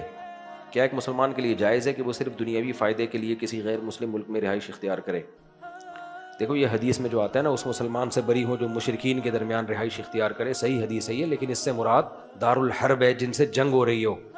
جیسے مکہ میں جو مشرکین کے درمیان رہتے تھے وہ اپنے دین پر چل نہیں سکتے تھے, قرآن نے ان کو حکم دیا ہجرت کر کے آؤ مدینہ, اور تاکہ اسلام پر عمل کرو. وہاں ان کے لیے عمل کرنا ممکن نہ, نماز پڑھ سکتے تھے نہ روزہ رکھ سکتے تھے. تو قرآن نے کہا کہ ان ارض اللہ واسعۃ, اللہ کی زمین بہت بڑی ہے, ہجرت کرو وہاں سے. تو اب جو غیر مسلم ممالک ہیں وہ اس نوعیت کے نہیں ہیں کہ وہاں پہ دین پہ چلنا ناممکن ہو گیا ہے آپ کے لیے. آپ خود بتا رہے ہیں امریکہ میں بڑی بڑی مسجدیں ہیں, مکہ میں جہاں یہ آیت جس کے بارے میں یہ آیت نازل ہوئی ہے وہاں تو ایک مسجد بھی نہیں تھی, گھر میں نماز پڑھنا مشکل تھا. تو اب غیر مسلم ملکوں میں اب وہ مذہبی ریاستیں نہیں ہیں, پہلے ایک مذہبی ریاستیں ہوتی تھیں, اب سیکولر اسٹیٹس ہیں. سیکولر ریاست کا مطلب یہی ہے کہ ہر شخص کو اپنے مذہب پہ عمل کرنے کی اجازت ہے. تو اس لیے اب وہاں سے ہجرت کرنا فرض نہیں ہے, وہاں رہنا بھی جائز ہے. سمجھتے ہیں کہ نہیں سمجھتے؟ تو اب اگر کوئی وہاں رہتا ہے اور وہاں پر اپنے دین پر عمل کر سکتا ہے تو جائز ہے, لیکن اس شخص کے لیے جائز نہیں ہے جس کو یہ خطرہ ہو کہ میں یا میری اولاد خراب ہو جائے گی یہاں پہ. میں تو اب امریکہ کی میرا خیال ہے کوئی بہت چند اسٹیٹس ایسی ہوں گی جو میں نے نہیں دیکھی ہوں گی, ہر جگہ میں تقریباً جا چکا ہوں. تو وہاں ایسی اسٹیٹس بھی ہیں جہاں آپ رہو گے تو آپ اپنے دین کو محفوظ نہیں رکھ سکتے. ایسے واقعات میرے سامنے آئے کہ یہاں ہمارے بچے بہت نیک تھے, ہم نے جب موو کیے دوسری اسٹیٹ میں گئے تو وہاں مرتد ہو گئے بچے. لیکن وہاں ایسے ہی اسٹیٹس بھی ہیں, ایسے جگہ بھی ہیں جہاں آپ یہاں سے بھی زیادہ اچھے مسلمان بن جاؤ گے, چاروں طرف نیک پرہیزگار لوگ رہتے ہیں. تو آپ نے اس جگہ کو, ایک صاحب نے یہ حماقت کی, اچھی بھلی ان کے بیوی بچے پل رہے تھے, ان کو ایک دوسری اسٹیٹ میں تنخواہ زیادہ مل رہی تھی, لیکن وہاں مسلمان نہیں تھے, وہ موو ہو گئے. انہوں نے خود بتایا, کہہ رہے میں وہاں موو ہوا ہوں زیادہ تنخواہ کے چکر میں, تو میری بیگم بھی ہاتھ سے گئی, بچے بھی ہاتھ سے گئے, سارے ملحد کافر مرتد بن گئے وہ. تو اب ایسا نہیں ہے دنیا میں, بلکہ یہ پاکستان میں بھی ہے. پاکستان میں ایسے علاقے ہیں آپ وہاں جا کے رہو گے آپ زانی بن جاؤ گے, شرابی بن جاؤ گے. ایسے علاقے بھی آپ وہاں رہو گے آپ سے زیادہ کوئی نیکی نہیں ہوگا. تو اب یہ وہ والا حساب نہیں ہے. تو نبی کی جو حدیث ہے نا, جو مشرکین کے بیچ میں رہتا ہے میں اس سے بری ہوں, تو وہاں وہ مشرکین مراد ہیں جہاں رہ کر آپ اپنے مذہب کو فالو کر ہی نہیں سکتے. حرام کھانا پڑے گا آپ کو. پہلے حلال گوشت بڑا مشکل سے ملا کرتا تھا. 20 سال لوگوں نے سبزیاں کھائی ہیں جو پرانے مسلمان وہاں جو نیک گئے ہیں, لیکن جو بہ گئے وہ سور بھی کھانا شروع کر دیا, انہوں نے خنزیر کھانا شروع کر دیا. تو اب ایسا نہیں ہے, اب حالات جو پہلے لوگ ہیں ان کی قربانیوں سے حالات تبدیل ہو چکے ہیں. تو اب 3 قسم کے لوگ ہیں. ایک وہ جو وہاں جائیں گے تو ان کو خطرہ ہے کہ ہم یا ہماری اولاد کا دین برباد ہو جائے گا, ان کے لیے وہاں رہنا حرام. ایک وہ ہیں جن کو یہ خیال ہے کہ ہم وہاں رہیں گے تو اپنے دین کو, اپنی اولاد کے دین کو بچا لیں گے, ایسے علاقے میں رہیں گے بچ جائیں گے, ان کے لیے رہنا جائز. اور ایک وہ ہیں جو یہ سمجھتے ہیں ہم اگر وہاں گئے تو نہ صرف اپنی اولاد کو بچائیں گے, ہم دین کی دعوت اور تبلیغ کر کے دوسروں میں بھی دین پھیلائیں گے, ان کے لیے وہاں جانا ثواب ہے. میں پرسوں ایک تبلیغی بزرگ سے مل کر آیا ہوں, نام لینے میں کوئی حرج نہیں, حضرت سلمان حیدر صاحب بڑے بزرگ ہیں. تو وہ آسٹریلیا گئے ہی اس لیے پوری فیملی کو لے کر کے وہاں دعوت اور تبلیغ کا کام کریں گے. بزرگوں نے مشورہ دیا, رائیونڈ کے بزرگوں نے, آج سے 30-40 سال پرانی بات ہے, پوری فیملی کو لے کے موو ہو گئے. اتنا ماشاءاللہ انہوں نے دعوت کا کام کیا, میں ان کے گھر بھی رہا ہوں. بچے ماشاءاللہ سارے نیک صالح پرہیزگار, اپنے پورے خاندان کو بچایا. ایک دن ان کے کسی ریلیٹیو نے کہا کہ ہمارے پڑوس میں یہودی رہتے ہیں, وہ ہمیں دیکھ کے حیران ہوتے ہیں, کہتے ہیں یار تم لوگ کا نظام بہت اچھا ہے, پوری فیملی ہے, بیوی ہے, بچے ہیں, بہو ہیں, داماد ہیں, ہمارا تو سارا سیٹ اپ خراب ہو گیا. تو ایسے لوگوں کے اب میں ان کو مشورہ دوں گے آپ آسٹریلیا چھوڑ کے آ جائیں, ہے بھائی, تو جو آسٹریلیا میں مسلمان ہیں وہ تو اور گمراہ ہو جائیں گے. تو کچھ لوگوں کے لیے تو وہاں رہنا نہ صرف جائز بلکہ واجب ہے, کچھ لوگوں کے لیے جائز ہے, کچھ لوگوں کے لیے حرام ہے. تو یہ ایک ہی لاٹھی سے نہیں سب کو ہانکا جا سکتا. اور کچھ بھی نہیں ہے, کمانے کے لیے بھی اگر گئے ہو لیکن دین محفوظ ہے تو یہ بھی مستحب ہے. کماؤ, پیسہ بھیجو, مسلمانوں کی غربت دور ہوگی, سمجھتے ہو؟ کیونکہ غربت جو ہے نا اس زمانے میں پہلے جیسا لوگوں میں توکل نہیں ہے. آج اگر اپنی حماقتوں سے آپ غریب بن گئے نا تو دنیا نہیں چھوڑتی آپ کو. بیوی چھوڑ کے, صرف بیوی چھوڑے گی آپ کو, یعنی چھوڑنے کا مطلب چھوڑ کے چلی جائے گی. کیا ایک مسلمان کے لیے جائے ہوئی مفتی سے میری عمر 26 سال ہے, میں نے حالیہ 16 سالہ تعلیم مکمل کی ہے, میں کلیت الشریعہ میں داخلے کا خواہش مند ہوں جامعۃ الرشید میں. فی الحال مجھے جو ذریعہ آمدن دستیاب ہے وہ صبح کے اوقات میں ہے. آپ کے خیال میں 4 سالہ پروگرام کے ساتھ شام کے اوقات میں نوکری کی جا سکتی ہے, اور کیسا کرنا جب کوئی اور ذریعہ معاش نہ ہو؟ مناسب حکمت عملی میں شادی شدہ بھی نہیں ہوں اور اس عرصے میں شادی بھی کرنا چاہتا ہوں. اس تمام سلموں ہوں. دیکھو آپ کلیت الشریعہ میں ایڈمیشن لے لیں, صبح کے وقت میں, شام کو جاب کریں, کچھ بھی کریں, جامعہ والے منع نہیں کرتے. جو پوسٹ گریجویشن جو گریجویٹ طلبہ ہیں ان کے لیے ہے یہ, کم از کم بیچلر ہوں, BA کیا ہوا انہوں نے. تو آپ کا ایگزام ہوگا, اگر آپ کے نمبر اچھے آئے تو وہ آپ کو 4 سالہ عالم کورس کروائیں گے. وہ صبح کے وقت میں ہوتا ہے. تو شام میں اگر آپ ان سے یہ پرمیشن لیں کہ میں جاب کرنا چاہتا ہوں تو میرا خیال ہے کچھ وہ اجازت دیں گے آپ کو کہ آپ ٹھیک ہے شام کے وقت میں جاب کر لیں اور شادی مادی کر لیں شام کے وقت میں, اور صبح آپ کیا کریں, پڑھ لیں. تو اچھی بات ہے. مفتی صاحب ایک بزرگ صاحب کشف ہیں, لوگ کہتے ہیں اس کے پاس صحابہ آتے ہیں, جھوٹ بولتا ہے وہ کہ میرے پاس صحابہ آتے ہیں, بکواس کرتے ہیں. ایسے بہت سارے لوگ آئے ہیں کہ میرے پاس صحابی جن آیا ہے جو نبی کے دور کے جنات تھے. تو یہ بیوقوف بنا رہے ہیں. تو صحابہ ان کے پاس کیوں آئیں گے بھائی؟ مسجد میں مانگنے والے, دیکھو جو نبی کی محبت میں کرنے کا کام ہے نا, کرنے, وہ درود شریف کی کثرت ہے. میں نے اپنے بڑوں کو, بزرگوں کو دیکھا ہے جب مسجد نبوی جاتے ہیں نا, عصر سے مغرب صرف درود پڑھتے ہیں وہ. اور جمعے کے دن بھی ہم نے اپنے بڑوں کا معمول دیکھا ہے, اپنی میٹنگ چھوڑ دیتے ہیں وہ, کیونکہ نبی صلی اللہ علیہ وسلم نے فرمایا کہ جمعے کے دن آپ نے درود کی زیادہ فضیلت بیان کی ہے. میں نے اپنے بزرگوں میں معمول دیکھا ہے کہ عصر سے مغرب کوئی میٹنگ نہیں, صرف درود شریف پڑھتے ہیں. نبی کی محبت میں یہ کام کیا جائے, نبی کی محبت میں اطاعت, نبی کی محبت میں پیر بنے ہوئے ہوتے ہیں اور کہتے ہیں صحابہ سے میری ملاقات ہو رہی ہے, حضرت معین الدین چشتی رحمۃ اللہ علیہ سے میری ملاقات ہو رہی ہے, فلانے سے ہو رہی ہے. کیا بنا لیا تم لوگوں نے یار؟ لیکن آپ ان لوگوں کو دیکھو کہ ذکر اذکار سے یہ دور ہوں گے, جماعت سے نماز تک نہیں پڑھ رہے ہوتے یہ لوگ. آپ تحقیق کر لینا ان کی, جن کو صحابہ مل رہے ہیں نا, مسجد کی جماعت گول ہوگی. تو اسلام نماز پابندی سے پڑھنے کا نام ہے, ذکر اذکار, تسبیحات, گناہوں سے اجتناب. اور اگر اللہ نہ کرے کبھی گناہ ہو جائے تو توبہ کر لے آدمی, توبہ کی توفیق مل جائے. بس یہی چیزیں ہیں اسلام میں. مسجد میں مانگنے والے نوجوانوں پر آپ کی طرف سے ممانعت آئی ہے کیا؟ وہ خواتین جو مسجد کے باہر بیٹھی ہوتی ہیں ان کو صدقہ خیرات دینا. دیکھو مسجد کے اندر اپنی ذات کے لیے مانگنا جائز نہیں ہے. مسجد کے باہر مانگنا اگر کوئی مستحق ہو تو اس کے لیے گنجائش ہے مسجد کے باہر، چاہے خاتون ہو چاہے آدمی ہو. لیکن مسجد کے اندر اپنی ذات کے لیے مانگنا جائز نہیں ہے، کیونکہ نبی نے فرمایا اپنی گمشدہ چیز کا اعلان بھی مسجد میں نہیں کر سکتے آپ، حالانکہ وہ تو آپ کی اپنی ہے. تو بشرطے کہ مسجد کے باہر گمی ہو، اگر مسجد میں ہی گمی ہو تو پھر کر سکتے ہیں. تو مسئلہ تو یہ ہے کہ جو مسجد سے باہر اگر مانگ رہا ہے تو اس کے لیے مانگنا جائز ہے، بشرطے کہ وہ مستحق ہو. مستحق کون ہوتا ہے؟ جس کے پاس 2 وقت کی روٹی ہے اس کے لیے مانگنا جائز نہیں ہے. ہاں بیماری کے علاج کے لیے مانگ رہا ہے ایک الگ بات ہے، اگر علاج کے پیسے نہیں ہیں ٹھیک ہے. لیکن آج کل جو مانگنے والے لوگ ہوتے ہیں وہ پروفیشنل ہیں. دیکھو دبئی سے پوری دنیا سے پاکستانیوں کو ڈیپورٹ کیا جا رہا ہے کیونکہ مانگنے جاتے ہیں، جہاز میں جا رہے ہیں بزنس کلاس میں. تو آج کل کے جو فقیر مارکیٹ میں آ رہے ہیں نا، میں 2 لطیفے اکثر سناتا ہوں.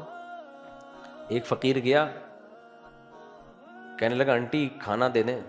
آنٹی نے کہا کہ ابھی پکا نہیں ہے. کہہ رہے میں باہر بیٹھا ہوں، جب پک جائے تو مس کال دے دیجیے گا. سمجھ رہے؟ اور ایک فقیر گیا ایک علاقے میں، بولے اللہ کے نام پہ 10 روپے دے دے. اس نے کہا کل آنا. کہہ رہے اس کل کے چکر میں لاکھوں روپے پھنسا ہوا ہے اس علاقے میں میرا. انہوں نے چوک بیچے ہوئے ہوتے ہیں، جو چوک ہوتے ہیں نا. ہمارے ایک دوست ہیں فیصل آبادی، وہ چوک کو چونک بولتے ہیں، چونک. مفتی صاحب آپ اگلی چونک سے ٹرن ماریں گے نا، اس چونک سے آپ بولیں گے، وہ بڑا اچھا لگتا ہے مجھے. ان کی ایڈریس بتا رہے ہوتے ہیں وہ صاحب، آپ اس چونک سے مریں گے پھر اگلی چونک سے.